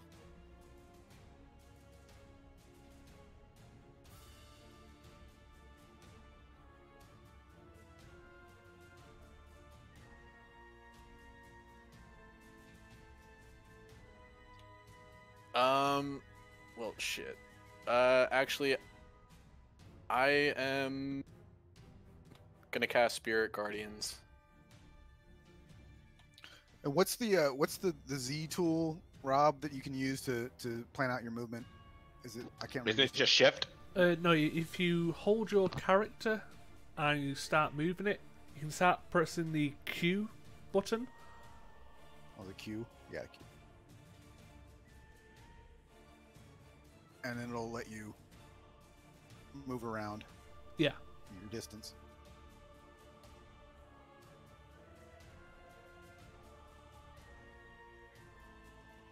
And then everybody can see you like running around in circles. It's great. So who are you blessing?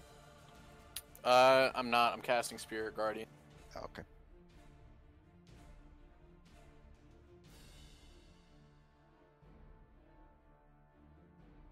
On yourself, Yeah. right? And then what's the distance? 15 feet? Is there anybody in range? I think the one guy. If you click on your token, Caden, Yeah, I can make an aura.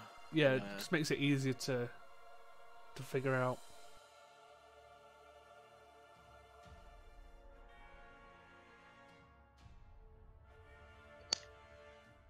All right, wisdom saving throw.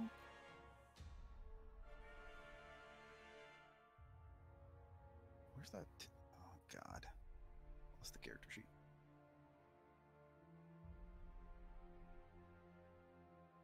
Oh, there it is. All right, he has terrible wisdom. 18. That passes, so Yeah, he so takes half damage. 4 points.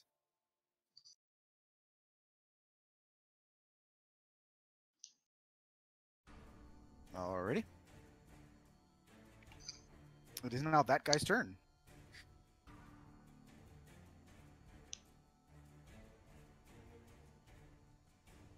And he has to make another one immediately, doesn't he? Because he's starting his turn within the aura.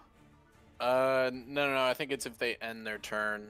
Or no. So sorry, the first time they enter it, or if they end their turn in it. So he doesn't have to make one right now, but if he ends his turn in it, then he'll have.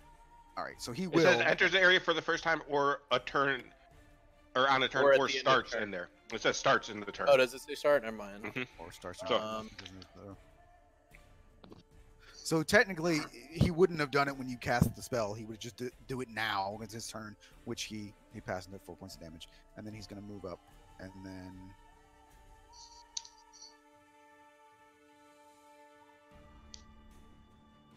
attempt to attack twice. Yep. Wait, twice. Yeah, these guys The are bastard. multi-attack, just like the rest of you. So 22 and a 15. The 22 hits. 15 does not. All right, so 6 points of slashing damage. And then Hold on. Dodging's an action, right? Not a bonus action. Like, there's no reaction to use. Correct. Dodging is an action.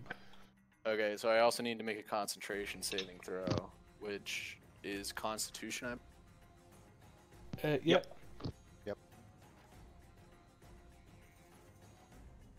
Okay, we're good. all right, so this guy. That would have been really awkward. So this guy is going to step over and then actually attempt to shoot at you with a crossbow. It's a 20 and a 14, so the 14 misses, so you take an additional 7 points of piercing damage. We're still good. All right, Verlin, it is your turns. I will slide open the door and immediately say to Derek, "Deal with the fire." And I'll just plan out some movement. All right.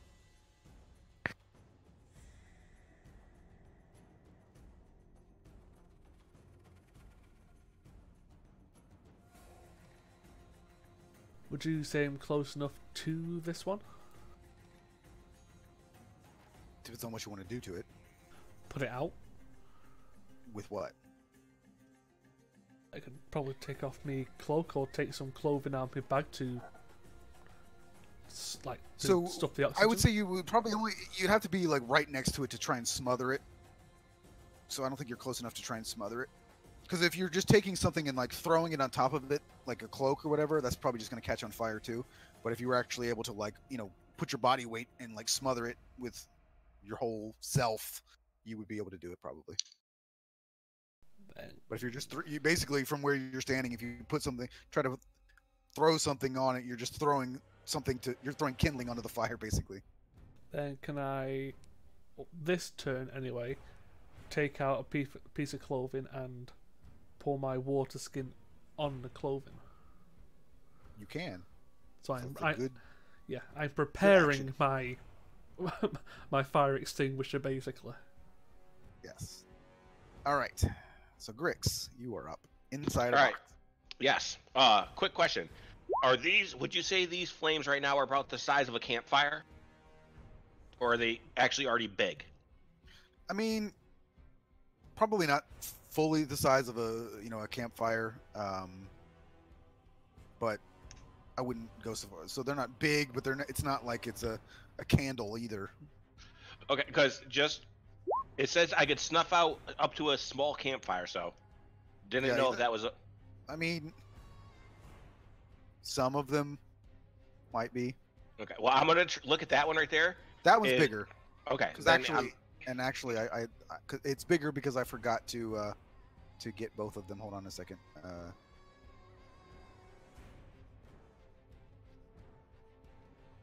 There's actually another one there. Okay. that I didn't highlight. All right. Then, in that case, I really don't know if this is gonna work. I'm gonna go ahead and aim at this, and I'm going to cast Ray of Frost and try to put it out at. I'm like just gonna aim for the very base, trying to cool off the ground where it's burning enough to that it's just gonna stop the fire. Right through my little peek hole.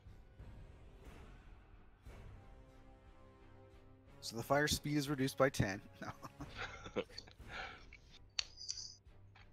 So which one are you aiming at? I'm at least trying to get this one to like not keep expanding. I'm not sure if I'm gonna be able to put it out, but I want to make sure it doesn't at least get even bigger. All right, so you see that it flickers a little bit. It's not out. Okay. But I'll say I'll remove one of them to. Okay. And yeah, then he kind of like immediately just sits back from where they could have probably seen his eye poking out of the hole, but he's gonna sit back and put his hand up against it so it just looks like it's dark. Just a box. Mm-hmm. That's Until they just throw a shower. Molotov cocktail on that, and I'm fucking cooking. Just running around like, ah! All right, having seen that come out of the box, this guy is going to run over here and attempt to smash the box. I mean, if he winds it up, does he get grits in the box? And am I technically wearing wooden armor because I'm in the box? I think that you'd probably more likely to take additional damage I as know. the wood breaks. I know. Also, there's a dagger sticking inside of the wood. Yep. So even when she's not raging, Pebble is doing damage to Grix. So what is your AC? My AC. Nope, I did not cast Mage Armor earlier, so it is 11. Okay, so even giving you some cover there with +2, you get hit twice. Yep. And you take 15 points of damage. I was gonna say slashing damage. It was probably not slashing damage. It's probably more like piercing damage, splinter damage. Stupid idea to hide in the box damage works for me too. There you go. Well, to be All fair, right. we didn't expect like boom, you know. Pebble, it is your turn. Okay, Pebble's going to climb out of hiding spot, jump onto the other side, and rage. The moment of truth. Let's see if everybody explodes. 5. Good. I think it's only a 1 that you explode, right? Oh no, there's a lot that makes her explode. I think. Necrotic energy bursts from you. Roll a number of d6s equal to your rage damage. 7. 7 across. Oh, those 4 barrels probably rotted as well. Every creature, or each creature within 30 feet of you. You? So that hits everybody except, yeah, it goes right to this guy, like based off right here. So those 4 guys, Yeah. all take the full necrotic damage, and you gain temporary hit points equal to the sum of the necrotic damage dealt to other 28 creatures. more HP. So you That's- get Yay. 28. Amazing. That's a hell of a trick. Wow. I like that one. You need to do that one more often. roll a 5. Roll a 5. I feel like I've rolled ones a whole bunch for this Yeah. raid. All right, so Uh, that's just your gonna rage. do Now you that. actually get to attack. She's gonna attack that one because he actually hit her. She's gonna attack him twice. Yay! Holy Wow. shit. Holy shit. Wow. Okay, so I think. D100, She yeah. is pissed. All right, give me another second here because I didn't pull up my. I mean, I didn't do it in My, character, trick but table. you know, try to take some of them alive. Nope. Nope. That's a D100 for her, correct? It will be once I get the Okay, table up. I got you. the tables pulled up because I wasn't prepared for that. What did I do with them? Let's face it. How do you prepare for Pebble? Yeah, it's just not a thing you can do.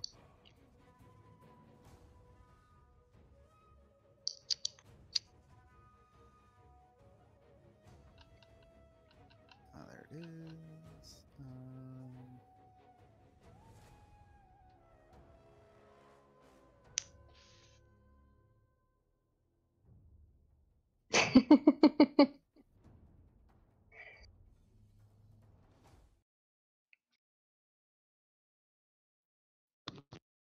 That is her swinging her short sword. You just need to get you a poodle.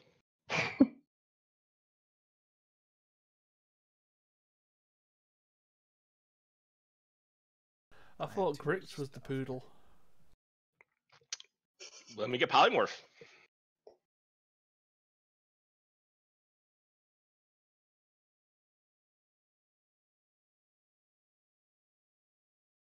Keep clicking on the wrong stupid thing. There it is.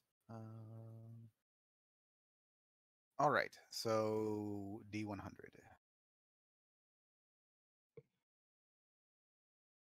I just want to say these guys set a building on fire and then ran into it. I mean, yeah.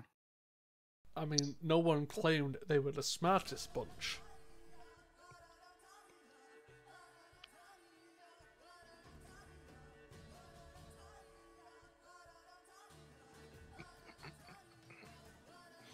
So Pebble D100, Oh yes.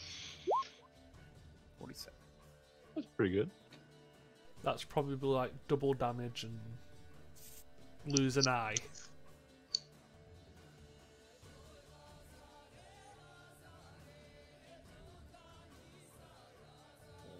And what is your type of damage? Piercing. This is a poke in the belly. And it's triple damage. Poke in the groin. So that's only what 42 damage. Yeah, 42 for the first one, then that's 52 altogether. Plus the 7 necrotic. Yeah, Oh, so yeah. 59 total damage from that little gnome. So he's looking pretty rough at this point. He had a lot of hit points, but not anymore. Yeah. Yay. So he squealing like a stuck pig at this point. Pebble just screaming right back at him. I just imagine he's sitting there with a sword in his gut. He's just like, ah! And then Pebbles is just staring him in the face, like yelling back at him, like, ah! You ruined my hiding spot. And so the other guy who just saw his friend get stabbed in the gut by a raging necrotic gnome looks a little frightened now. But Vix, you and Charles, go ahead and roll initiative because you have arrived through the front door. Yeah, I'll say it was front door or side door, but that's fine. Hold on, I'm gonna move Oh, these shit. guys in their attempts to try to put some fire out. Hey, nice job. I think I get like a +8 to initiative or something. Yes. Ridiculous. Swashbucklers, man. They're amazing. Yeah, the Plus- only one plus better 8. than that are Gloomstalker Rangers. Boomstalker and then War Mages after that, yeah. All right, so you, Elowin, come rushing through the door, and you're like, "I'm ready to go." So you're up. All right. So it's Q. Well, moving your. Wait, how do you get the like tracking? So while you're Yeah. holding your token, if you hit Q once, move and keep hitting Q, it will show you the direction, the distance.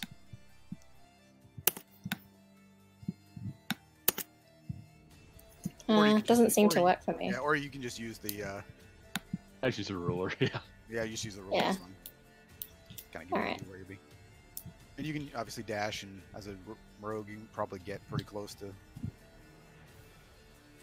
Yeah. that guy's. So That's Winters though, so you don't want to. Right. Okay. yeah. The enemies are all in the back. Oh gosh. You All get right. Yeah. 35. I'll use my action to dash. Well, you could use your Okay. bonus action to dash, and then your action to dash again if you want to go 90 feet. Yep, you can do that too. Whoops. You just Or wouldn't be able to you attack. have something ranged. Wait. How do I like get rid of that stuff I accidentally drew on that? If you have the just- pointer selected, you can click it and then press. Yeah. delete. This. All right. There we Yeah. go. There you go. It's been a while since I used roll 20. You're getting goo on my floor. I'm sorry. Here, I'll hold it at 60 for you so you can see where you'll go. Hey. I think I can go 70 because I'm a. Yeah, she's a. Yeah. Oh, Yeah. shit, you are. 35 feet. 35. So I get right behind Grix. Right behind a yeah. box with the screaming gnome inside of it. Well, Oh, but wait, then so you I just can get gotta right up to this The guy. other guy is within 5 feet. Right. So yeah, you'd be right up against him, basically. That works. Alright, so I've dashed and then. Oh, I can't use my bonus action. Well, your bonus action was the dash. Oh, right. Alright. So I think you would still have an attack if you wanted it. And then do I still have my like other movement as well, like 35 feet? Mm-mm. No, so you Because you would have to use another dash for that. yeah, so move 35, bonus action, dash 35. So that's Action your attack. 70. Yeah, and action attack. Okay. Alright, I'll strike this guy then. Can my spirits attack the fire? But I did add some more fire to the things that are still spreading.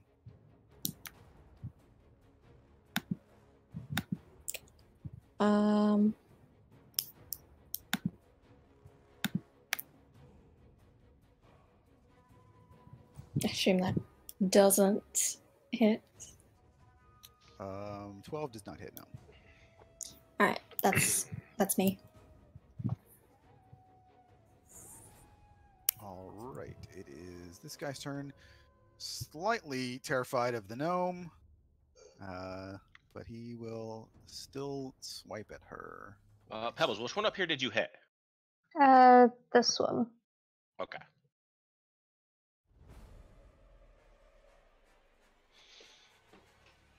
All right, so your AC is 19. Yep.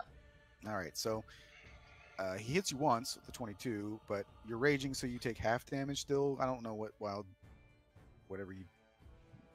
I think since she's not of the bear, it's only to piercing, bludgeoning, and slashing. Okay, Yep. so this is bludgeoning damage, so you take 4 points of bludgeoning damage.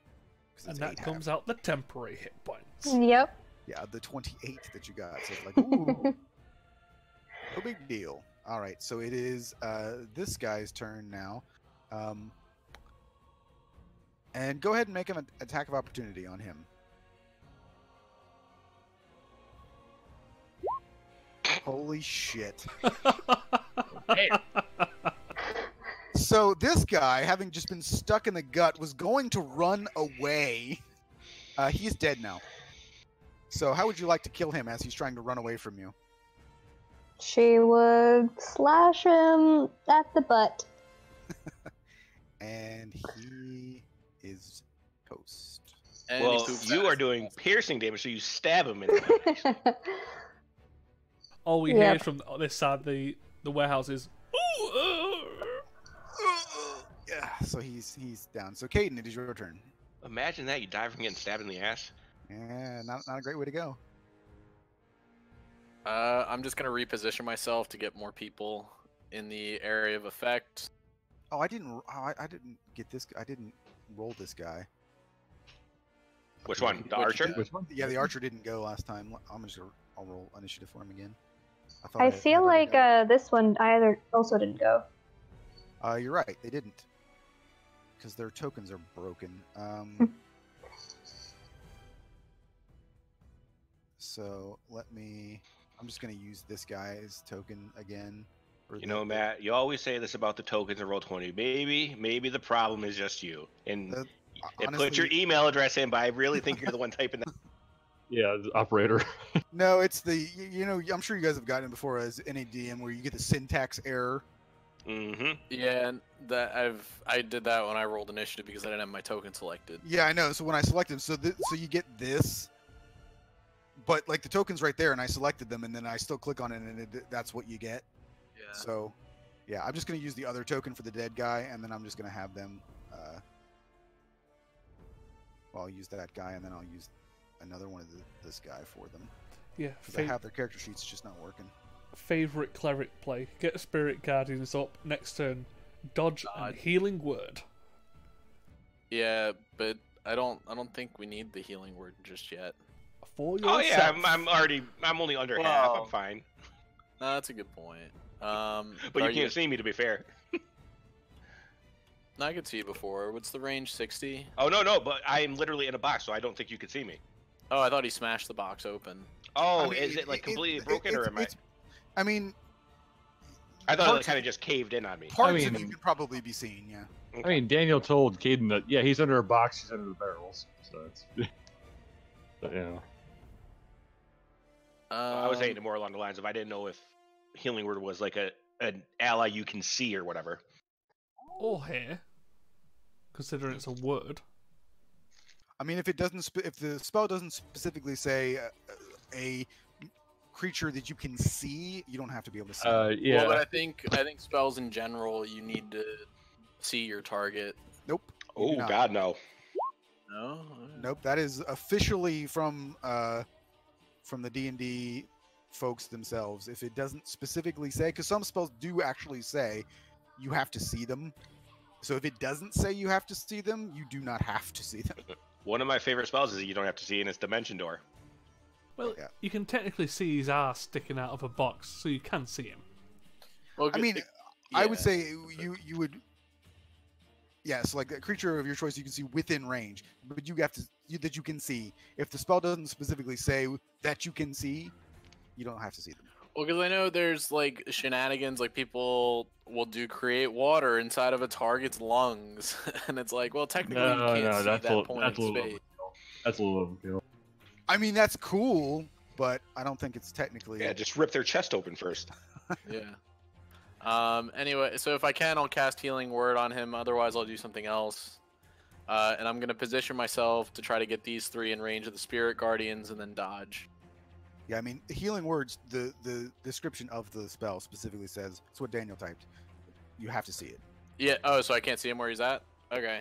I mean, I guess I'll let you do it. I mean, you can see enough of him. You know Hey. where he is. At the very least. Get the general idea, so you see a big fucking hole in the box. Yeah. So that's your bonus. Sure, I'll heal him for 6.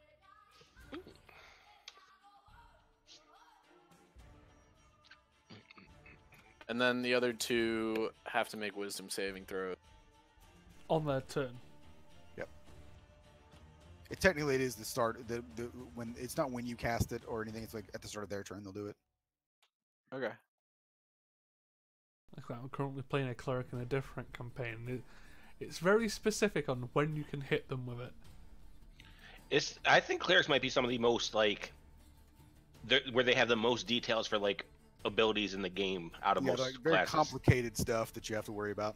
Yeah. Well, I didn't know because I didn't know if it's like they entered it, so they would have. But yeah. I mean, because if you walk into there, it's you forcing them into it. But if they were to Yeah, I hear enter it you. on their turn, they'd take the damage. Okay. But I think the three of them are up next, right? Yeah. Okay. So I'm Yeah, you should probably assuming- just roll damage anyway. Well, because the thing is, one of them might end up canceling it, so I'll roll it one at a time for each. Oh, I'm true. assuming. Shit. Good call. All right. So, it is technically the archer's turn now. So, he is going to shoot at you, obviously. Holy crap! I rolled 2 natural ones. So he misses you entirely. He shoots the guy next to him. Yeah, so he will. So an 18 wisdom saving throw. So 16. Oh, 16 to pass. Pass for half.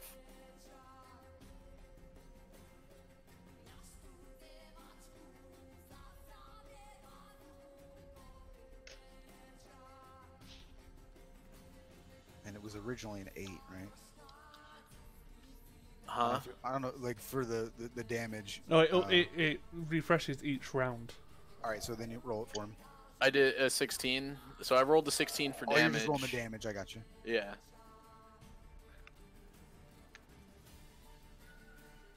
Yeah, it doesn't refresh per enemy, it refreshes per round. I would assume each enemy just because the spell might end. You know what I mean? Well, I think Like, what I Rob guess is saying is it'll still hit them, but it'll still do the 16 damage since it's this round of your actions. It says on a failed save, they take 3d8, so I'm assuming that when they make the roll is when the damage is rolled, right? Yeah, but for this round, it'll be 16 for anyone inside of it. I don't know, that's... Yeah, I It's mean, like basically, it's just that what they're saying is that regardless, like, so this guy right here, this is the bandit behind you, like, he's gonna roll, and it's the start of his turn. So whether he's gonna take the damage regardless, and then if he hits you and you lose concentration, the next guy won't have to roll. Yeah, But this guy's gonna take the damage regardless. so I guess it depends on how the DM wants to handle it. Do you want me to roll every time someone takes damage, or just roll like once a round? For the damage roll, like the 16, that would be applicable to everybody. So that guy fails and takes the full 16. Okay.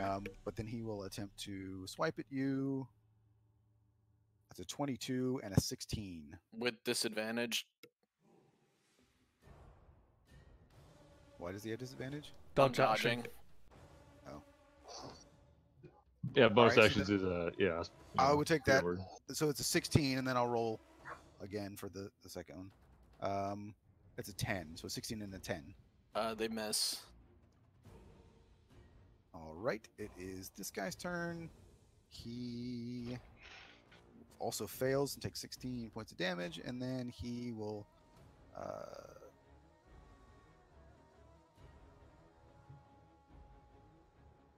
so at disadvantage. Huh. So it's a 10 and a 13, and then a 24 and a 25. So That's fun. but you did negate a crit because it was the 24 and the 25. The 25 was a crit, so you take 6 points of piercing damage from the. Okay. And it is Verlin's turn. I made the save. Let me just plan my movement 1 second.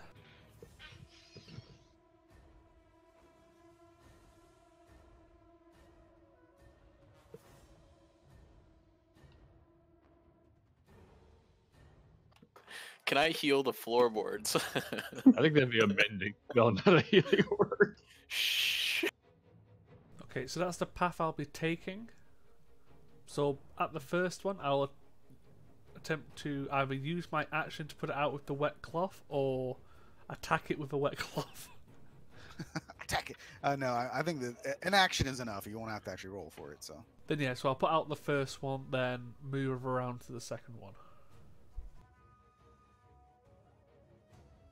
Oh no, I meant this one, then move up. gotcha.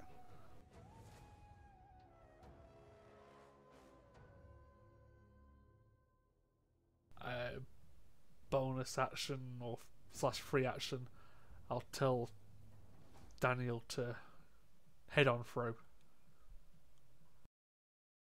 And then I'm gonna say I didn't put them in the initiative order, but I'm gonna have the Jarek and Winters put out these other two right here. Grix in a box. So big in a box. All right, real quick. When they burst, they like burst in the door. Are the doors still open? Like, I'm assuming they didn't walk in and politely shut the doors behind. Yeah, they're probably open. Yeah. Okay, so I'm just going to crawl through the rubble a little bit to like right here, and aim straight through to the outside. And I'm going to go ahead and cast a lightning bolt on these two. You don't know what's outside, but sure. No clue. All I know is these guys are fucking me up right now, so I'm gonna go ahead and do it. Not my job. All right. Besides, this So, guy kind of looks like he knows a little bit of magic. I could just blame it on him. Dexterity saving throw. Wait, is there another guy back there? Like Yeah, around- right here. Okay, I can't see that. I was gonna say, wait a minute. Yeah, he was also Yeah, a guy I there's- forgot to put in the initiative order. There's Oh, no. a guy that looks like a spell cast.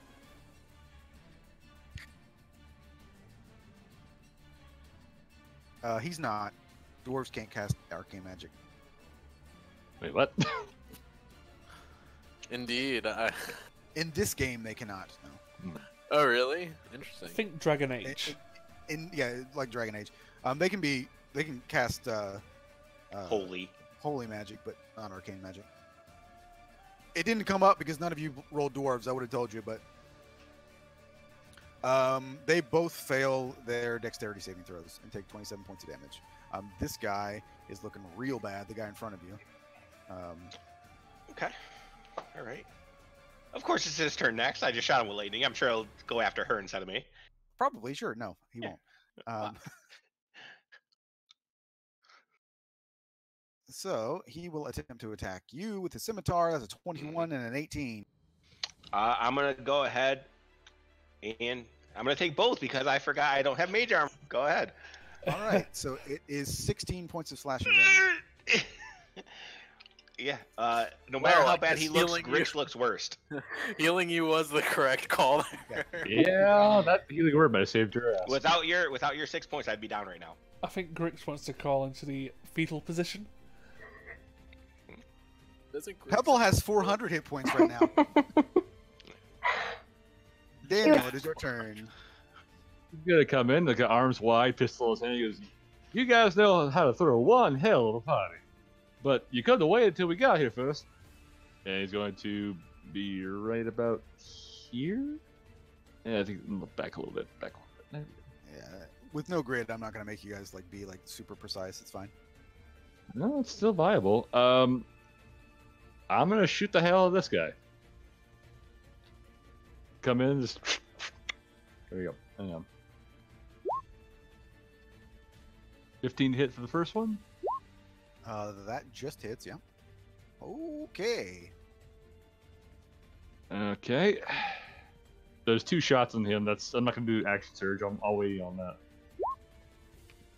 That's the first. Well, you would roll on the crit table, but it makes no difference because he was already hit by lightning bolt, so it doesn't. He's already dead without the crit. Oh, fair enough. So you rush in, fire off 2 shots, hit him in the head, and he just drops to the floor. Yep, that's pretty much Daniel's turn. He doesn't have any bonus actions, technically. Pebble. Pebble is gonna whack the guy in front of him. Surfer. In front of him. Look, she's raging. All right, she's angry. She doesn't care. All right, real quick before she. Oh, never mind. She already rolled. I was gonna say if I can see her, I'm gonna give her a natural crit. All right, so let's see. 18 hits. The 9 does not. Oh, clicked on the wrong thing. So 12 points of piercing damage. Alrighty.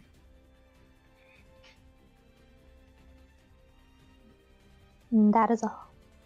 All right, and so it is actually this dude down here. Actually, you know what? He's gonna run away. Well, The building's on fire. He just saw his buddy get shot in the head, and he also got struck by lightning. So he's gone. they're Grix just was a some. trash talker. She He would've whacks shouted him. pussy. Probably doesn't whack him. We No, can't it's not. make- It's not. It's No, not yeah. that guy. It's not that guy. It was the. It was guy the down. one down here with me. Oh, okay. Yeah. So it was just I was using that in his token because the other one wasn't working. So Ah. initiative order. So Elowin, it is your turn. All right, so the guy in front of me, Is dead. yeah. All right, I'll move on to the next fella I can see. All right. If you're gonna attack him, I'm gonna give you on your first attack. And Matt, I don't know how you want to do it with my portents. One of them was a 20, so if you want to give her a crit, or you could just make it a 20 plus her modifier. I don't know how you want to do it. Yeah, I don't think it would be an auto crit. So yeah, just a 20 plus. So yeah, at least on the first one, you'll hit and get your sneak attack. Nice. Oh yeah. So basically, just roll it. But I mean, it'll automatically hit. You just need to just roll it for damage. 10, And then your sneakiness. Do swashbucklers get 2 attacks? I forget. Nope. Not yet. Later on, I think. No, swashbucklers only get 1 unless you take 2 weapon fighting. Multi. Oh, okay. I mean, I do have 2. I can hit twice, but with my offhand. So Yeah, it's- it's Okay. offhand, so yeah, it's like a bonus action. They always get to hit twice, just not the same way that everybody else does.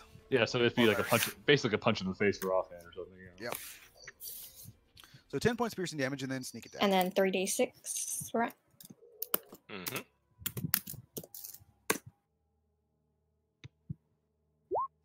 Mm, Alright. Still pretty good. He's been Still taking pretty chip damage from the Guardians. Yep, so he's looking pretty rough at this point.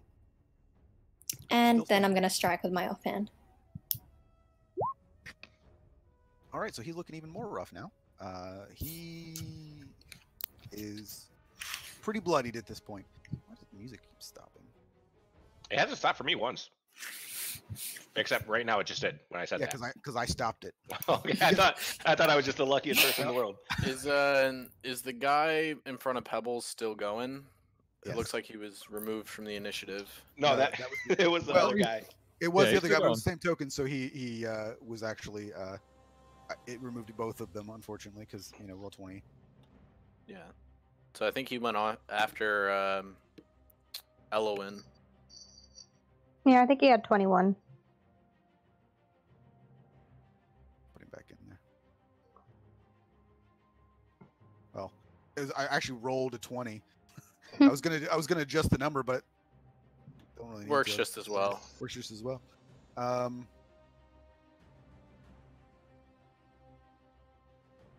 And actually, since he is You're probably making the biggest ruckus for the watch just coming in. Jesus. Oh, and I'm gonna move away, by the way, and then end my turn. I mean, you got thunderclap in the warehouse.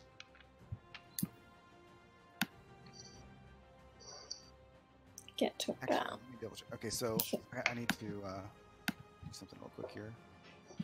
Since technically Pebble is the start of the initiative order. Spread this fire. No.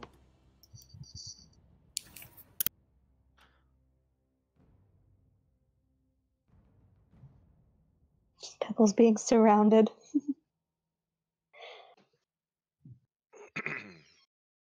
I would like to rage and pat out this fire. Punch the fire. You joke, but I was seriously considering casting Enlarge on myself to stamp the fire out. Alrighty, so it is this guy's turn. And shit. He's gonna make one last attempt. He's gonna move around, away from you, but he's gonna move his back to the door. And he's gonna swing 2 more times with his mace. It's a 21 and a 5. 21 hits. So you take another 4 points of bludgeoning damage. For temporary hit points. Yes. So that's your hat. That's hat. It would have been 8, but it's Yep. fine. I think you had as many temporary hit points as I have real hit points. 28. You got Yeah, I'm at 29. Yeah. Yeah. Yeah, so she had 28 temporary hit points. That's technically not wrong. Yeah. All right, so it is now the archer's turn. He will make a wisdom saving throw and fail. So, Yes, you need to roll damage now. all right, so 11? 11 points, and he will shoot at Caden twice. It's a 22 and a 10. With disadvantage.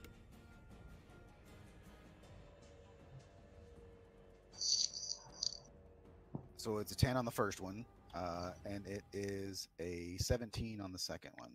The 17 hits.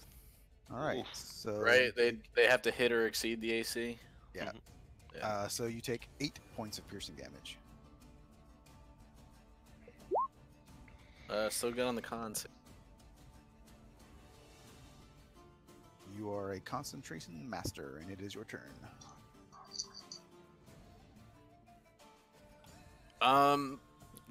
Is there any source of water in here? Like, I don't know if he's got a tank of water.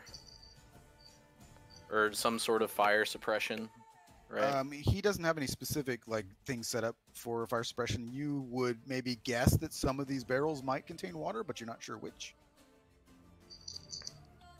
Okay. Just guess and use one. Yeah. Oh, Well, I was gonna say, if we split open one of the barrels, we could either use it to try to ignite the enemies or put out the fire. But so I will continue to dodge, and then I'm gonna use my bonus action to cast Spirit Weapon to attack the archer. To try to wrap this up soon.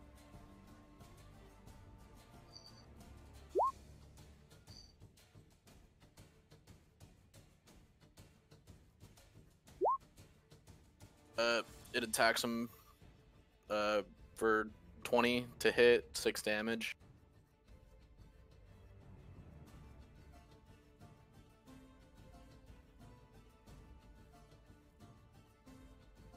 Hold on. Why did that not work? I don't think it's hitting with all the damage, by the way. Because it rolled the dice, but it's also plus your spellcasting modifier. This would be plus your wisdom. Roll with so it's plus 5. that's 11 then.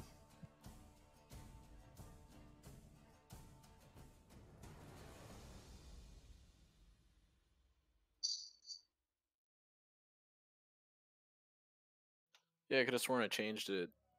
Hold on, let me. So which guy were you? You can move the sword now, just for the. I don't know which one you were. It was talking the about. archer. Oh, the archer. Okay. I was just rolling that to. Did it still not roll? Spell anyway. Yeah, so that's it for my turn. All right. So he's looking a little rough at this point.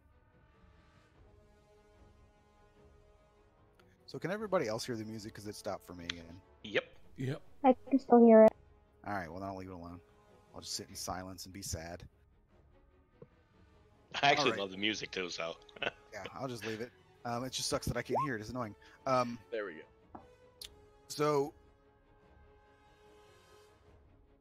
rolled your damage for your. It was an 11 originally. Yeah, it was 11 this round so far. Okay. Oh, for the spiritual. Yeah, that was also 11.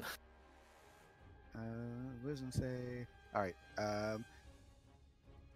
16 to pass, half it doesn't- damage. It doesn't matter. He dies.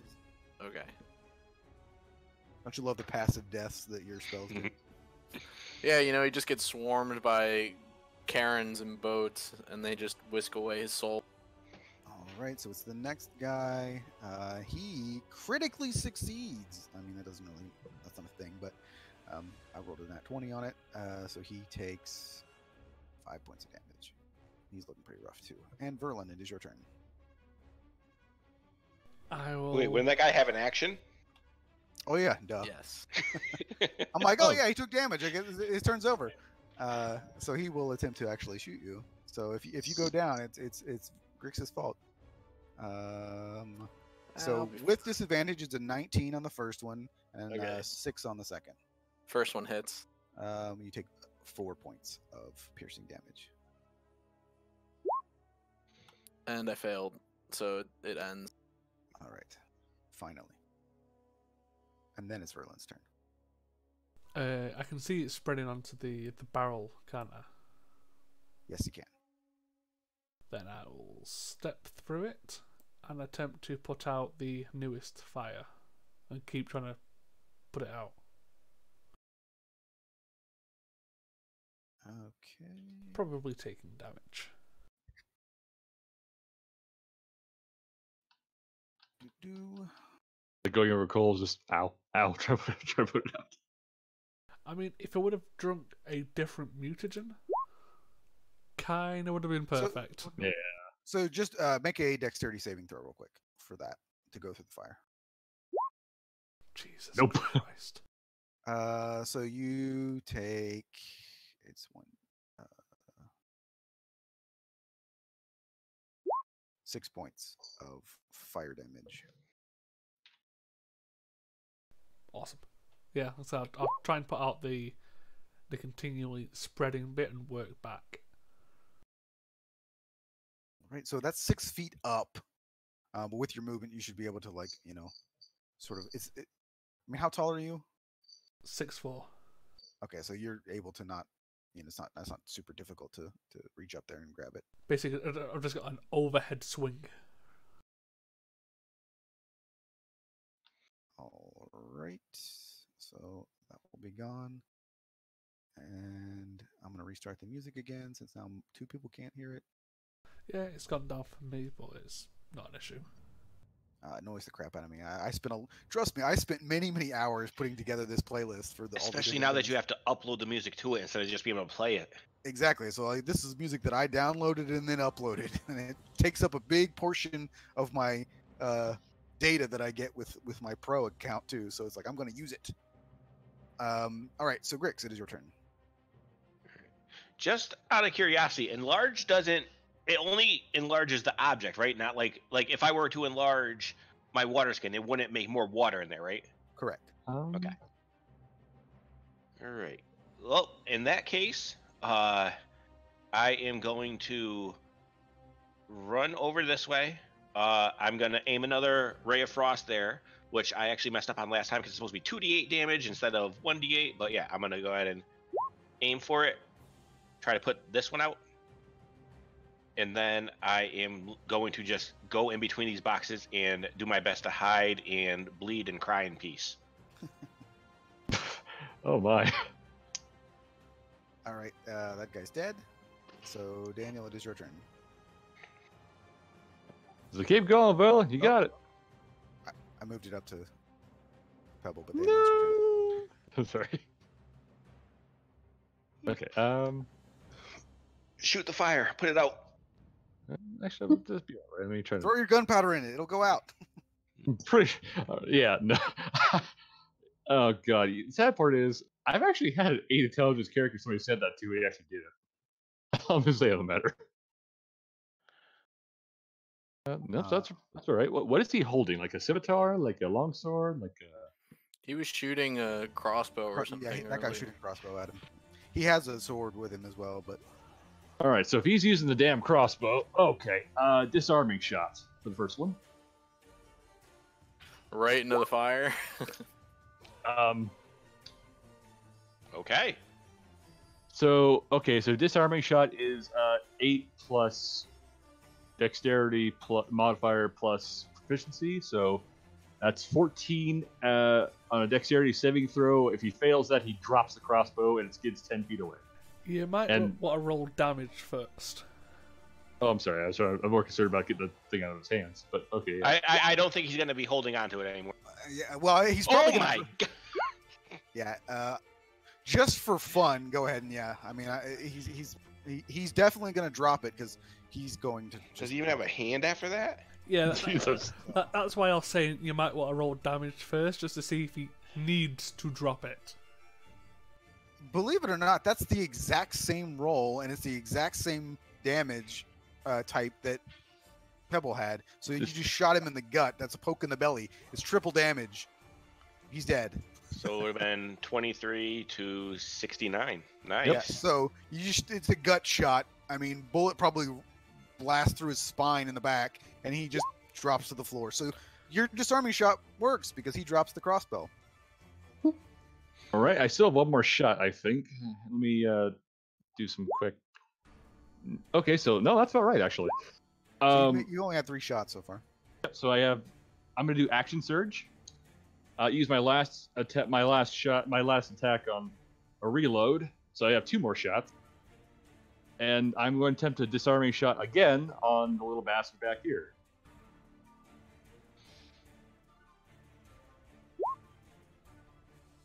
$21 hit on that one. Yep. All right, 14 dexterity saving throw. I'll do my other roll here while you're doing that. So 24 on the saving throw. So he's fine then, but he still takes 17 points of damage. And he drops as well. Yay. It's like a murder machine over here. All right. Pebble, it is your turn. Pebble will whack twice.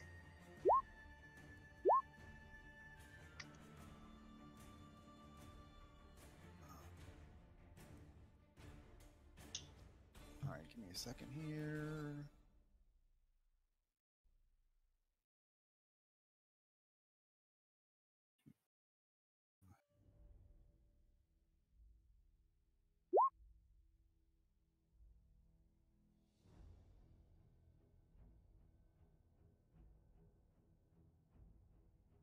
Obviously both of those hit him.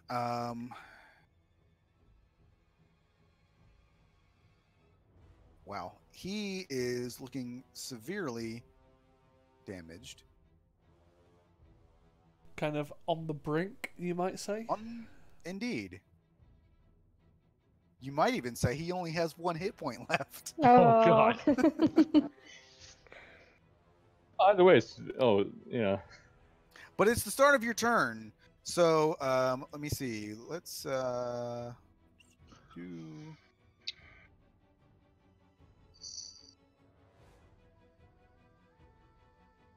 I mean, I'm just trying to put out fires, quite literally. Yeah, that's why I put that RP down. It's like, Daniel's clearing out 2 people. You might want to start getting going on the fires.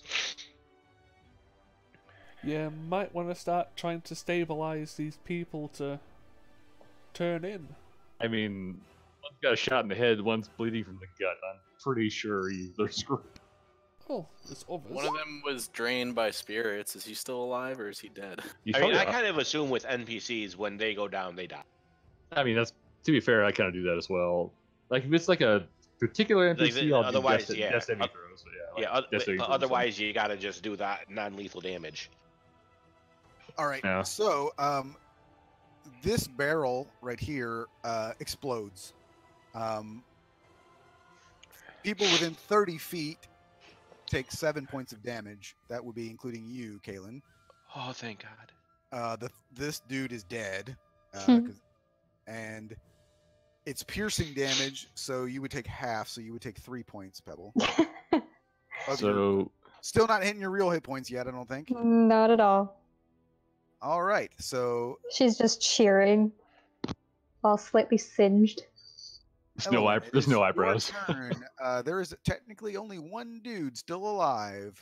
No, there is nobody still alive. Well, I mean, he's alive, but he ran. Yeah. Yeah, Yeah, so so- never mind. We are out of combat. So priority, put everything out. Yeah. Even if Pebble is the eyebrows. Yeah, cast healing word on my ass and start putting out fires very Ella, when you hear from underneath a barrel in the corner, I'm gonna make you big. Go step on the fire, and he's in the cast enlarge. What? I make Elowen double her size and tell her to go step on the fire to put it out. Seems completely normal to Grix. I don't know why you guys are acting weird. All right, so I will just, for the sake of it, have you guys say that you guys are able to put out the rest of the fires, just to make it easier. Pebble is still cheering, very excited. This was a great time.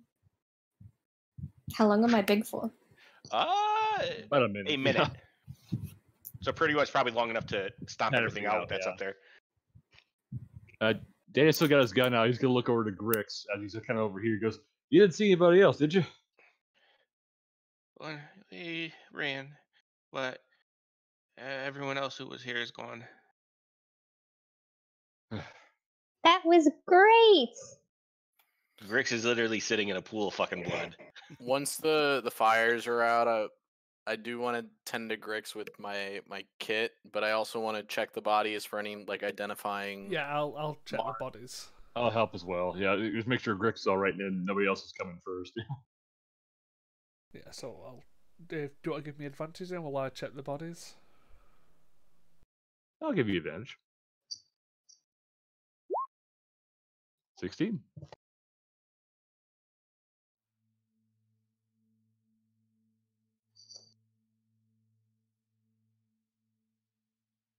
All right, so Oh no. I gotta remember to use guidance. I always forget guidance, man. Yeah. so you're able to find a bunch of basic weapons. So I don't know if you want to take any of those. Yes, please. So I mean, you're able to find a light crossbow. So I don't know if anybody wants to write this down, but these are the weapons that you find. So you can find a light crossbow, a short sword, a between them all, probably about 4 daggers. I'm writing it down here. Anything else? You are able to find a scimitar and a heavy crossbow. Those are the weapons that you find.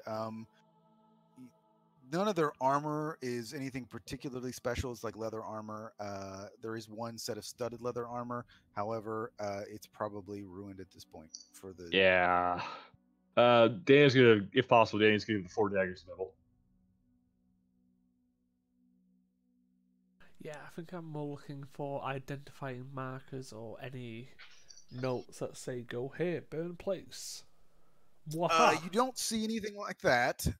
You do find 15 gold pieces amongst them all. What kind of like guild doesn't even have their members tattooed with their symbol? Jeez. I mean, The one who doesn't want people to know it's them. yeah, I mean, Nah. ones that are smart, I guess. They gotta be flamboyant about it, you know.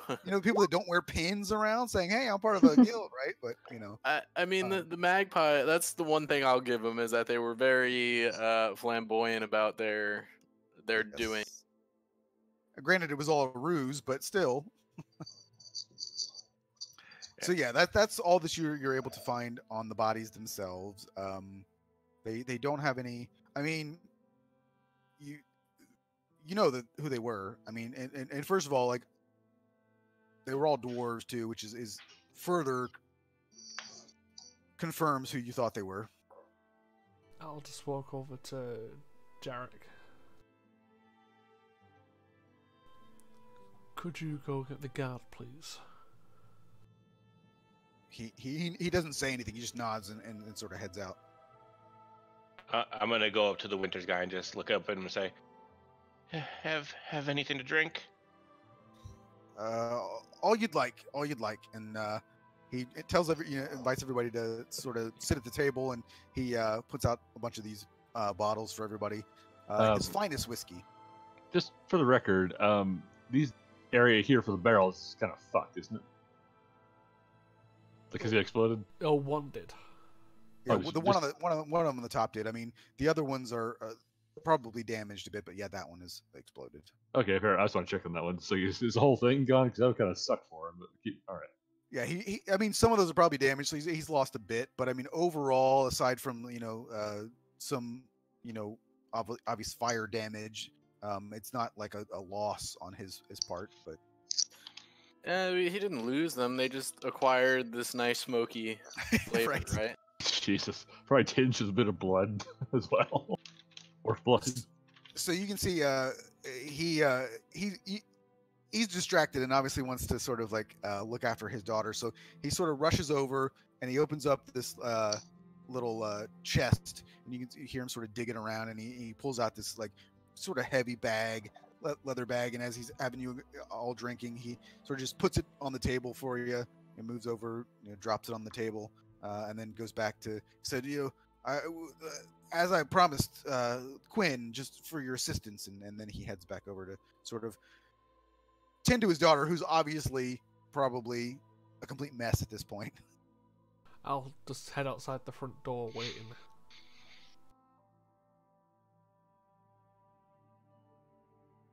Does anybody want to look at the bag? I look at the bag, if possible. Yeah. So you just put it on the table where you told everybody to sit. So. Wait, is that a rug or is that a okay? Over by me is the table. Oh, sorry. Oh, wait. Yeah. I probably would have, if people were congregating around here, I would have come here to spend the few minutes casting the prank. Yeah. So Grix probably get 16 back, and yeah, you probably sitting at 41. Okay. He also he gives Elwyn a different bag as well. The just because they had a separate agreement, so like he puts the big thing that he puts down is payment for Fortuna's favor, and then he separately gives Elwyn payment, basically. So all told, if you want to just divided up for Fortuna's favor. You all get 100 gold apiece. Elwyn gets 150 gold. Is that after the guild's cut? That's just straight up what he gave you. So he essentially gave you all 500 gold. Is that So what's the guild's cut? 20%? 10%. Yeah, 10. Okay, so we get 90 So gold each. everybody gets 90. Everybody's 90. Okay, all right. So Elwyn can mark 150. The rest of you have to mark. Elwyn works for herself. She's got the right idea. Keep it all.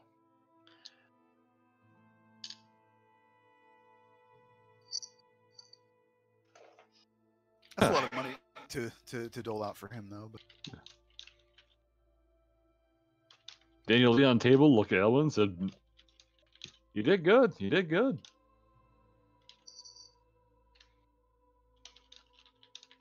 Wait, sorry, was that to me? Yep. Oh, right. I'm just gonna look at you and be like, didn't know you were quite that big a fan of shooting people in the head. Trust me, I usually shoot people in the spine. The head's kind of new, though. Ruthless. Yeah. Trust me, you ever meet the dwarf I grew up with, it'll say a lot. I'm just gonna tell you that. And are you guys aware of what kind of trouble you're getting into exactly? Yeah. And he's gonna say exactly in Dwarvish. I know exactly what kind of trouble I'm getting into. In Dwarvish, yeah.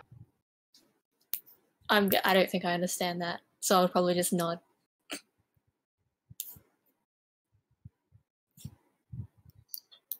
Welcome to Gerardo. I don't think the Scottish is not Scottish. It's crap. Sorry. But yeah, basically that. all right. So, is there anything that you guys wanted to do or discuss before? I mean, obviously, just waiting for this. Verlon's waiting for the watch to show up. You said the armor wasn't anything special. Is there any like for lack of a better way to put it, are there any maker's marks in the weapons you picked up? Nope. I mean, it seems to be. I mean, it seems relatively well made, but it doesn't seem like anything. It's not good enough that somebody would be like, "Oh, look, I made this," right? Like it's Yeah. more like sort of like a mass-produced type of stuff. Okay.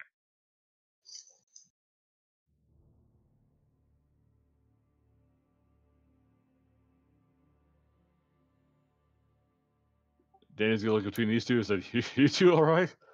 They look like a damn mess." Grix just raises the bottle of whiskey. Well, I think you might, no offense, Grixie, but I think you might need more of those. Grab another couple later today. This man just gave us probably more money than he makes in a couple of years. I'm good with one. Wait, we made 90 gold each, right? Yeah, 500 altogether for us and 150 for her. So 650 total is what he doled Gotcha. out. Yeah. Okay, yeah. So yeah, wait a minute.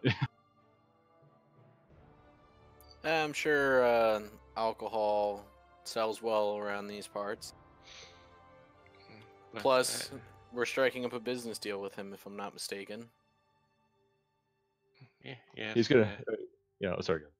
Oh no, Grix is kind of just out of it. Kind of babbling, like. He's gonna lean back, and goes, "Hey, winners! Out of curiosity, I don't think I asked.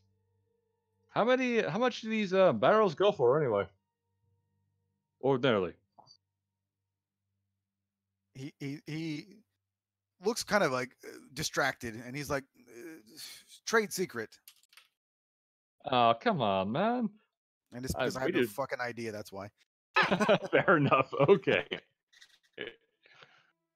Grix is gonna kind of look over you and just say, "What would your the guy you worked for, the dwarf you work, what would he say if someone asked him how much his merchandise went for that wasn't planning on buying it?" You see Daniel kind of lean back a moment. They kind of look at Celia. He goes, "He'd probably threaten to rip their nuts off and spike into the door if they didn't leave immediately." I mean, just as a quick side, because it's actually in the the rules. A 10-gallon barrel of whiskey, which is smaller than what he's got, is only 50 silver pieces. Oh, per fair D&D, enough. so- Is this So like 650 would be a lot of money. yeah? Is this like average, or is this like a fairly good? He's got very good. He has a very good reputation for making extremely. Now, obviously, he makes different types. So he makes sort of low end stuff that he can sell, but he also makes a very high end whiskey as well. All right. I've never tried whiskey before. I should try some now. Well, And she Oh, explodes Nelly, and Rick's dies. Natalie Pebble, I wouldn't exactly advise that, but you know what? We've had a hell of a night. Winners, could you direct us to your finest whiskey, your truly finest, maybe experimental, maybe we shouldn't be leaving this place tonight whiskey? But there's whiskey on the table. Oh. It's right there. Yeah. Sorry, I was looking through the shite. But Yeah. all right, thank you. Cheers. Cheers.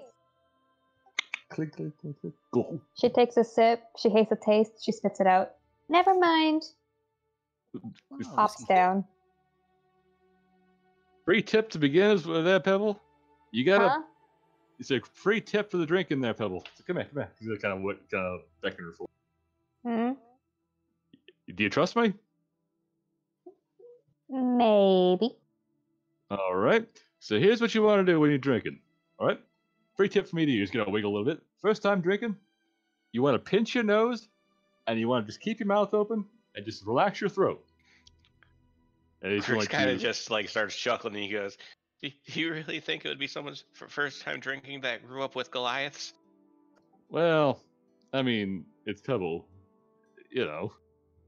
Yeah. But he's going to kind of very gently pinch her nose, have her kind of keep that up. He's going to just pour a pretty good slosh into Pebble's mouth. She drinks it. There, he's going to release her nose. How's that one? She hangs her tongue out. It's kind of pokey. I prefer the I don't remember what it was called. But Gemma let me have some drink. Probably like Greg's gonna be like, well, if you were out somewhere outside of most cities, it would probably be ale. I mean, if they're making it themselves, it may be like a fruit sort of vodka type of deal. True. I was thinking ale or wine would probably be the most common non like city kind of stuff. That too. I mean, like it just depends on what the tribes would have access to.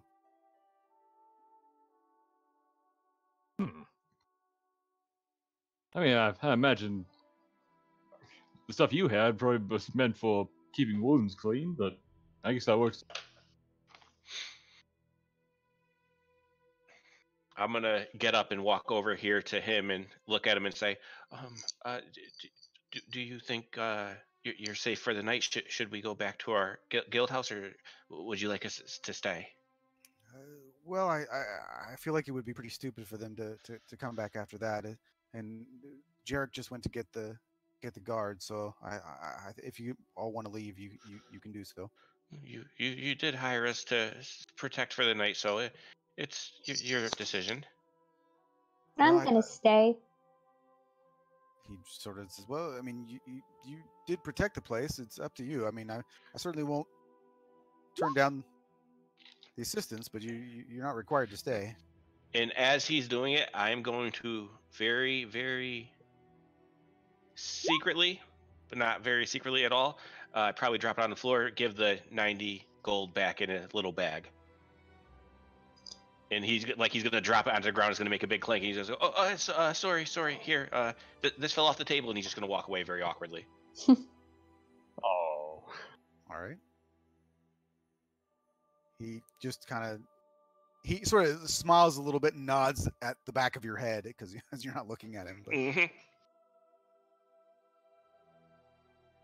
I'm just kind of sad Donald didn't get to see this, but that was probably a better fight so far. Yeah, that's one thing we didn't really do. We didn't really establish. It was basically we just said, okay, well, you guys noticed that Dawn wasn't with you. And that's kind of like all we did to. Well, to be fair, would Dawn really have given us a reason, or would she have just left, to be honest? No, she would have just left. Exactly. I mean, there is a reason why she left, but she wouldn't really show He you bought a guys. gun and left. I mean, you guys didn't really know each other. I mean, you didn't know him very Mhm. well, so it's not like, you know, and she was kind of secretive anyway, so it's not like shocking necessarily that you guys would be like, oh, where did she go? We've been friends for so long. Because technically it's been, what, a couple of weeks? A few weeks? I Yeah. have to pull up my...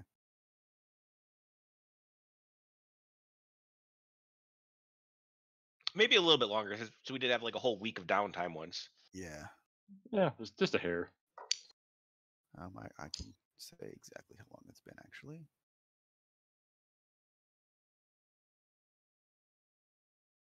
So this is the 15th day that you guys have been together. So yeah, less than 3 weeks at least that you guys have been, that you knew her. So up to you guys if you want to stick around or if you want to head back to the guild. Well, I mean, we're not done until the night's over, right? It's up to you guys. He said you didn't have to stay. I mean, I'd be remiss if we didn't at least try to get the gods' take on this. But what do you guys? I'm gonna stay. The only reason I was saying possibly leave is if we left the guards here to take credit for all of this, that might make the leader a little bit more inclined to leave Winters alone. Yeah, but we should stick around until we find out how they feel about everything, right? We don't want them to just arrest Mr. Winters. You think we're going to be able to stop the watch if that's what they want to do? Not forcefully, but we might be able to talk him down. Griggs kind of just tilts his head to the side a little bit and takes another swig.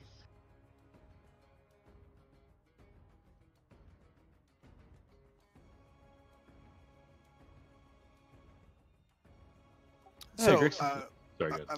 I'll say after some amount of time, it's not like as mentioned previously. The watch house is not super far away from the distillery, so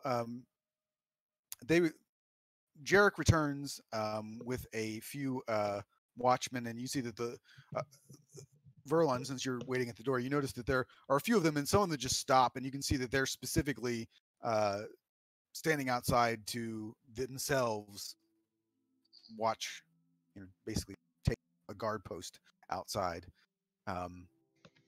And when Jarek returns, he tells you first, Verlin, because everybody else was mean to him. He says that the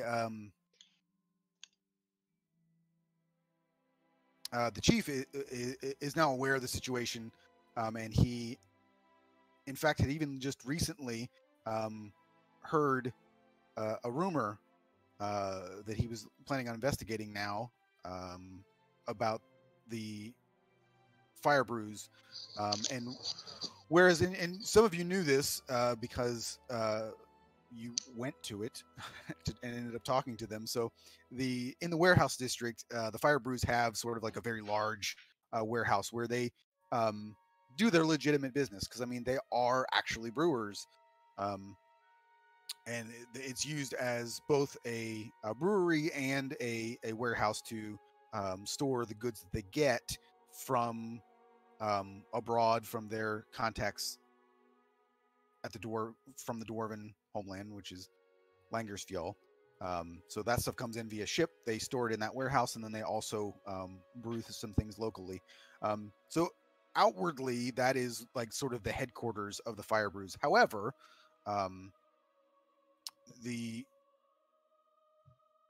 it's not something that the chief would have normally told Jarek, but he was in a hurry and he was sort of rushing around, and just kind of like just telling Jarek what he needed to know so that he himself could leave. So he discovered that the actual sort of headquarters of the fire brews is underneath the city. It's not in the sewers, because if you'll remember, I'd mentioned previously that there are multiple levels of underground in Rivengard, and there is one level that's essentially called the Undercroft, and the Undercroft is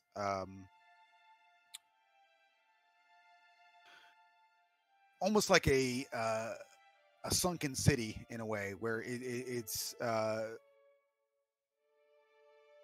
used to be part of the city, and then things sort of got built up over time and things like that, and so it just kind of got pushed down to lower levels and stuff and things like that. It's fairly large. It's fairly sprawling. It's kind of a labyrinth and tunnel, but there are like large areas. Very popular amongst thieves and smugglers. But nobody had been able to pinpoint that the Fire Brews actually had any sort of presence there. One of the main issues with the Undercroft is that the tunnels, many of them, have collapsed over time, so there's no like maintenance on it. So it's dangerous and it's disorienting, and now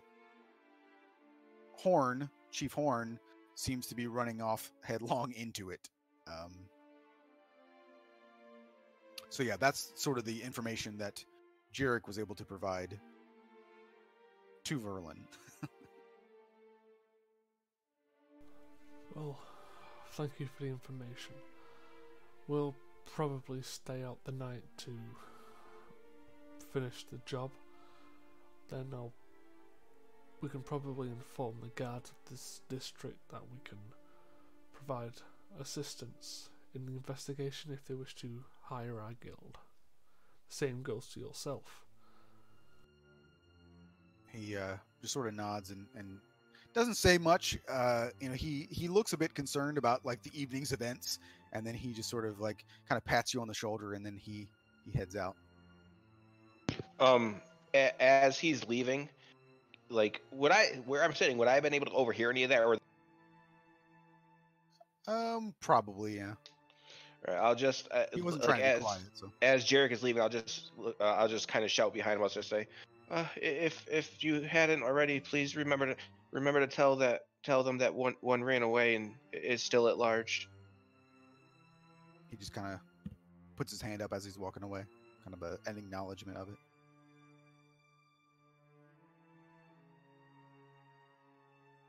I'll head on in.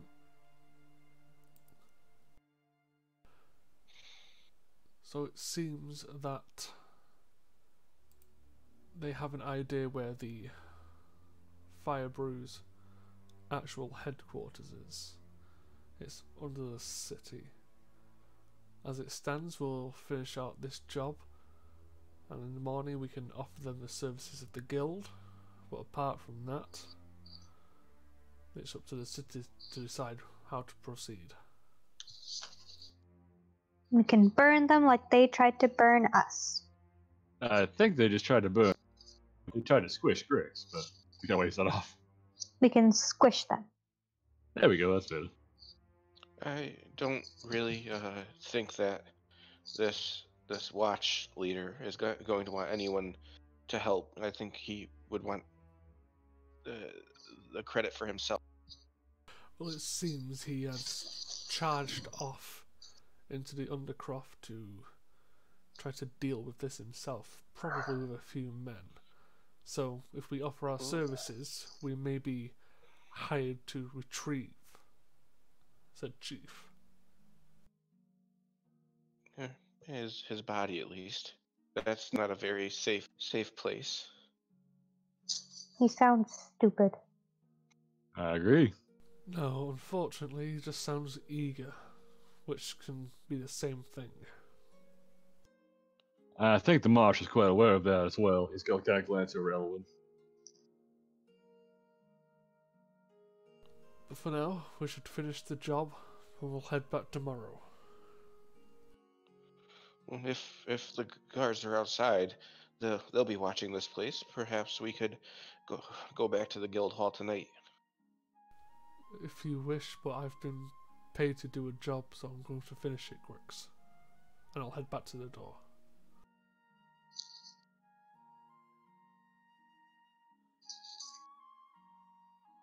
I'm gonna stay here too. I'm kind of hoping for more people to come and then I can try attacking them again. Hopefully not making them explode. Actually, I can make them explode. I don't want to make the house explode.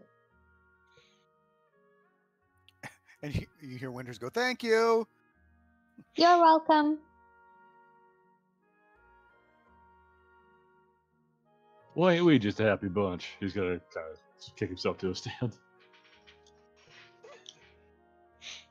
Grix is just going to go sit up on the upper level and sit down and pull out some paper and drawing stuff and some of his colored paint and start drawing. You were gonna show me how that thunder spell looked like. Completely distracted from the task at hand now, she's running to him. When you're coming up, he like kind of hides a bunch of other stuff and pulls out just a blank piece of paper. He just like shoved a bunch of stuff back into his bag haphazardly. She doesn't take notice of that. She just kneels down right beside him, ready to watch. Okay. Well, here, Matt, you could tell me how great of an artist I am. Awful. It is terrible. It's It like stick literally is a figures stick and- figure with like blue energy coming out of his hands and going through two other stick figures. He kind of just looks at it. He goes, "Not my best work. I'm still not feeling great." That kind of looks like drawings like people younger than me have drawn. Yeah. He pulls another one out and shows you one, and it is of the room that he and Dawn went up to with all the dead corpses. Oh, that one looks cool. I was gonna say you could do a performance check, but that actually would be a worse roll for you. Mm-hmm.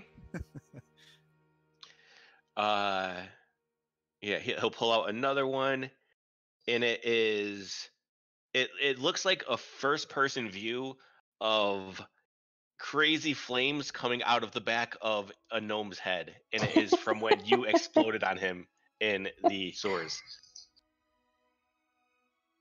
She kind of tilts her head. That one looks kind of weird. I don't get what's going on. He'll explain it to you. Like, yeah, you remember in the sewers, this is what it looked like when you poofed. When I exploded in fire. Yep. I don't know how to really draw great, but it wasn't normal fire, so that's why it looks different. I get it now. Don't stand too close to me when I get angry. That is a lesson I've learned very well. Good. Then she slaps his back. He kind of winces in pain. All right. He's gonna shout down to Elwyn down lower and just say, do you think you're gonna come and talk to our guild master? You did great work with us. It seems Well. we're gonna be working towards possibly something you would be interested in with the fire brews. That is true. And I have been hearing better things about your guild lately. All lies, I'm sure. So humble. But, yeah, I could consider it. Truth is, I don't really have anything else. Anything better. Do you know how to currently. play cards? Some games, yes. Then you're good. You can join. Is that like a rule? Yep. Did you make that rule? Nope. Yep. Alright. Well, I'll talk to your guild later and Do you not have family here? I do. But, Then you would have something else to do if you didn't want to. as matters stand currently, it would be difficult. I'd rather not. I'm I'm sure I understand someone that. would understand. He kind of just nods and just says, "Yes, my family is not very happy with my decisions to not just join the business." Join the business? Sounds shady. Well, my father's one of the tinkerers for the city who helps build the elevators and such. That's rude. You're super smart. And other things, not so much the tinkering aspect. How come you don't want to do elevator stuff? I'm not bad at coming up with blueprints or schematics of how things should work, but uh, actually putting it together, I don't enjoy it, and I'm not very good at it. Fair enough. I respect that decision. For me, it's more...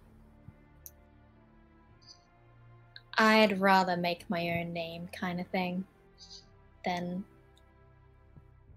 stick to somebody else's.